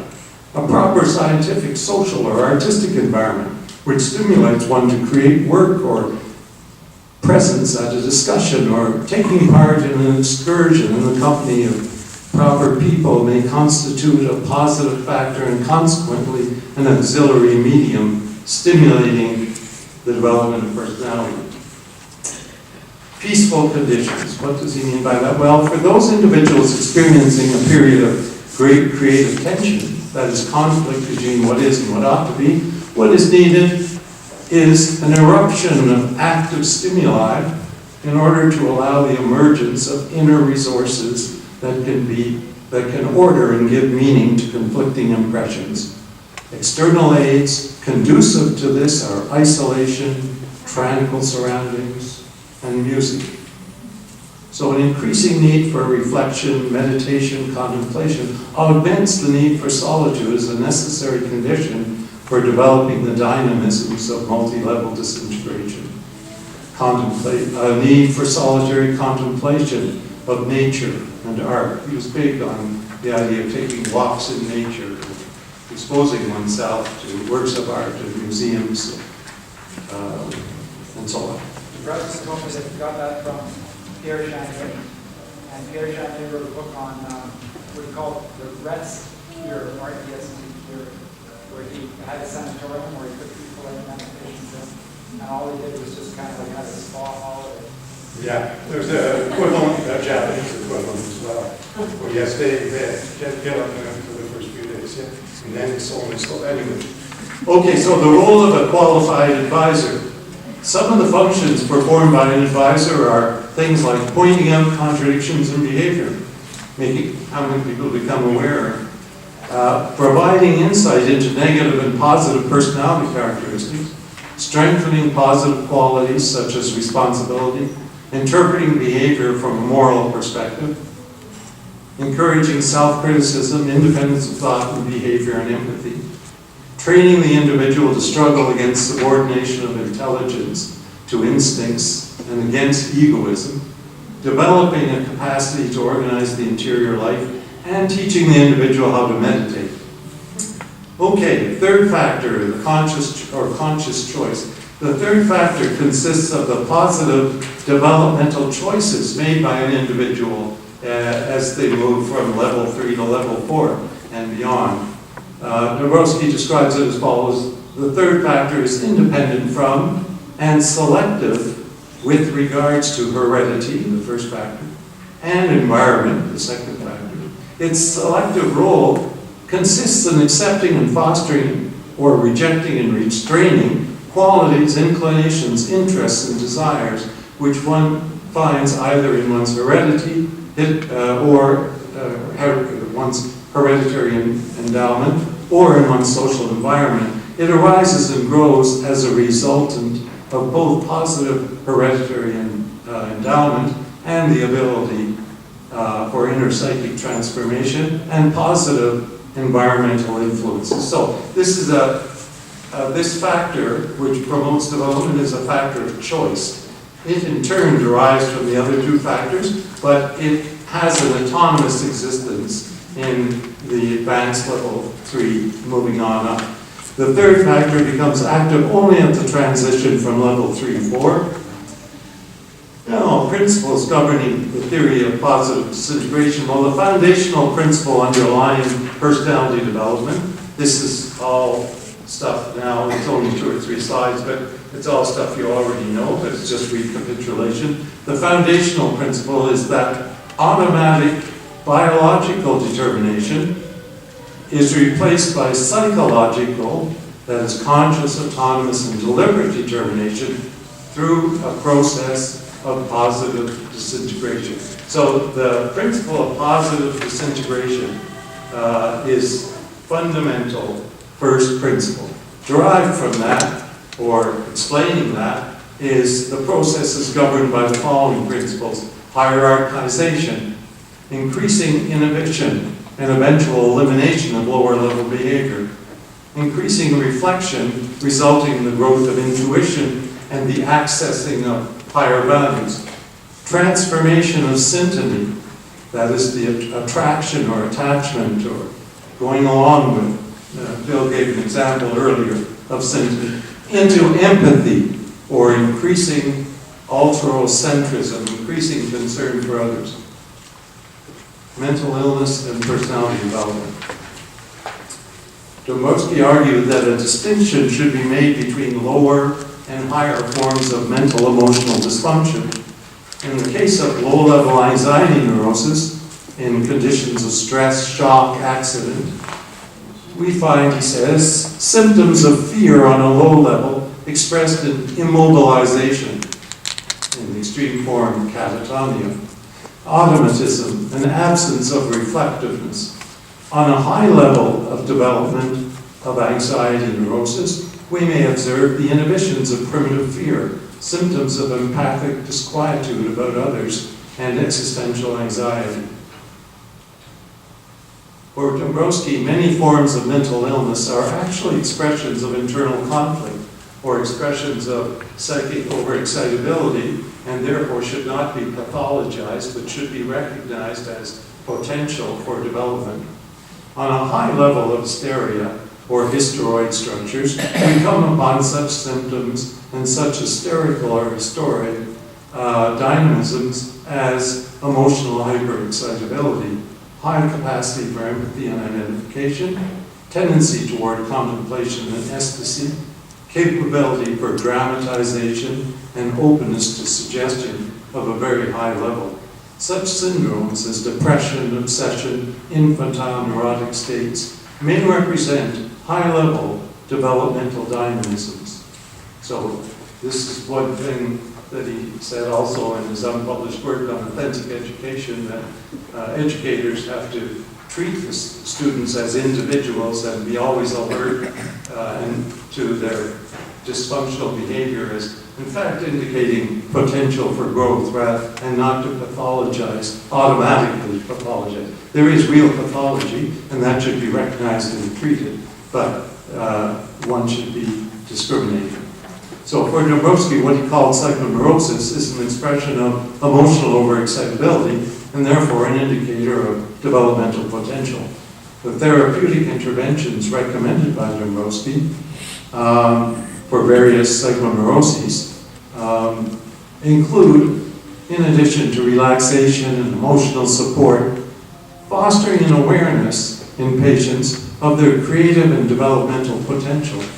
For example, regarding the philosopher Ludwig Wittgenstein's neurotic condition, Dombrowski made the following remark: in the opinion of many, Wittgenstein maintained his wisdom or developed his great insights in linguistic philosophy and many other things, in spite of his psychoneurosis. But in my opinion, Dombrowski says, it was because of his psychoneurosis. In other words, psychoneurosis is a higher level of intense conflictual feeling, and this was the cause of his insight. So Dombrowski suggests that those who possess a high degree of emotional overexcitability will be more profoundly affected by negative events, such as the death of someone close to them. Such persons overreact, not only to death, but to any form of stress, such as prolonged separation from a parent, or serious illness, or radical alteration of lifestyle, due, for example, to loss of property, migration, war, going away to university, etc., etc. All right, determination of personality level. Slightly over time, perhaps, but well, it'll be quick. Determining developmental potential and personality level. Dombrowski used a number of means to determine both developmental potential and developmental level, such as taking into consideration the heredity and psychic constitution of the family, as well as the individual, the family situation during childhood and adolescence, educational and school environment, marital and family life. I mean, it was very comprehensive. Psychopathology, signs of positive disintegration, general appearance, IQ. In addition, he conducted a neurophysiological examination, and he asked his subjects to write a 6 to 8 page autobiography, and he asked them to complete what he developed as the verbal stimuli test, in which subjects were asked to give their emotional responses to and associations with a number of words or phrases. One of the handouts you have is responses given by different people to these different phrases and words, and Dombrowski's analysis of the responses. We won't have time to do that today, but you have it in the handout, in one of the handouts. Okay, so this sort of qualitative, multidimensional examination that Dombrowski undertook takes a lot of time, and it's dependent upon an evaluator with many years of experience with the theory. In other words, with its interpretation and its application. So Dombrowski felt that it should be possible eventually to develop a systematic quantitative index in determining developmental level. He said, we hope that further research will allow this scale of developmental levels to be refined by differentiating levels between the 5 established so far. Ultimately, one should be able to develop a quantitative index of responses characteristic for each level of emotional functioning. Now, if extensive research is going to be conducted on the theory, clearly more easily administered and analyzed quantitative tests for determining developmental level and developmental potential had to be developed. And one was developed, well, more than one, but this is one that was used several times. A pencil and paper test of developmental level, the definition response instrument, was developed by Gage, Morris, and Piechowski. The DRI consists of 6 descriptive statements designed to focus respondents' attention on the following themes: susceptibility to the influence of others, internal conflict, inferiority, dissatisfaction, self-observation, and personality ideal. And the goal of the test was to determine 1 of 3 levels, 1, 2, or 3. There was no attempt to try to determine level 4 or 5. So this test makes it easier to do research than relying on a multidimensional assessment made by a highly trained person such as Dombrowski himself, but it still required raters with a certain level of training. So its value is great, but it's limited. The overexcitability questionnaire, version 2, is a 50-item test in which participants are asked to indicate on a scale from 1 to 5 to what extent statements are or are not like them. The OEQ2 has 5 scales of 10 items each, representing the 5 overexcitabilities. The development of this easily administered and easily scored questionnaire has led to a large body of research on psychic overexcitability, without which just couldn't take place. And without research, there's no way that different hypotheses advanced by Dombrowski and colleagues could be confirmed and new things discovered and so on. Authentic education, this is my very last bit. In the following passages from Dombrowski's unpublished manuscript entitled Authentic Education, he recommends that educators be alert to the creative potential of students exhibiting psychic overexcitability and not pathologizing such students, and that they should support and encourage them in finding their own unique educational trajectory. I'm going to leave it there because I think we've run out of time. But there are 3 slides of quotes. You have them, and you could read them at your leisure. Do we have any?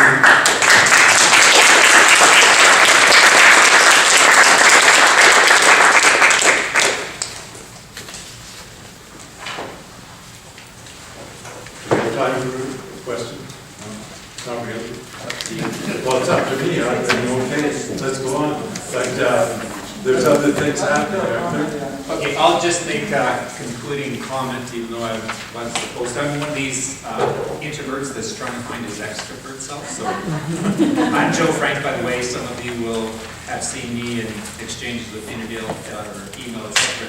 But we are going to have a reception next door in the double room at 5:30. And it's about 5:04 now, so maybe if some of you want to stay and ask a few questions of Lori, I'm sure he'll entertain that. Otherwise, class is dismissed, Joe, except can I make a for, comment? just one thing, so I don't forget. I just need a hands up of how many people did not get all 3 of Lori's handouts. Sorry. Okay, about 20, I'll have to run out another 20 copies. And there's also Bill's paper, which is not, and some of you got a 5-pager, which is the correct version. Some of you got page 1, 3, and 5. Throw it out, we're going to replace those for everybody that's going to the Commerce. So we'll have the right documentation for you either tomorrow or certainly before you leave on Saturday. Okay, so just before we depart, Bill. Thank you, Lori. I just want to say, I've thought about this for 40 years, and I think that one word really emphasizes the word ego. And for me, I can put it in one line. To become aware of one's ego, to confront one's ego, and to destroy one's ego, replacing it with an authentic sense of self-determined personality idea, is the whole thing here. And in that sense, if you've read Nietzsche, you know what I'm talking about. Dabrowski parallels that very, It's been so long. Go on. Dabrowski parallels that very, very closely. And you have to really confront your lower self, which is the ego, and replace that or transform that and destroy that, and replace it with the higher personality idea, which is a whole different thing. Dabrowski would say that we don't have personality until we do that. So the average person hasn't got a personality until that process of replacing one's ego has been done. So thank you very much, Lori. That was very good. Appreciate All it. right. Just so you Break know. it. Oh, sorry. Not Frank Joe, but Joe Frank. Anyway, just so you know that we're not doing a formal thank you at each of these sessions. However, at the end of the Congress on Saturday afternoon, we do have gifts for each of the keynote presenters in particular. So everybody who presents will get something other than just a verbal thank you, but it's going to be at the end of the session instead of me. So, thank you, Lori. Thank you.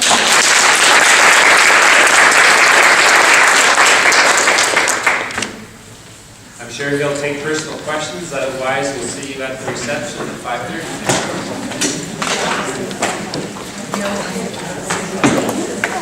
What do you have to do?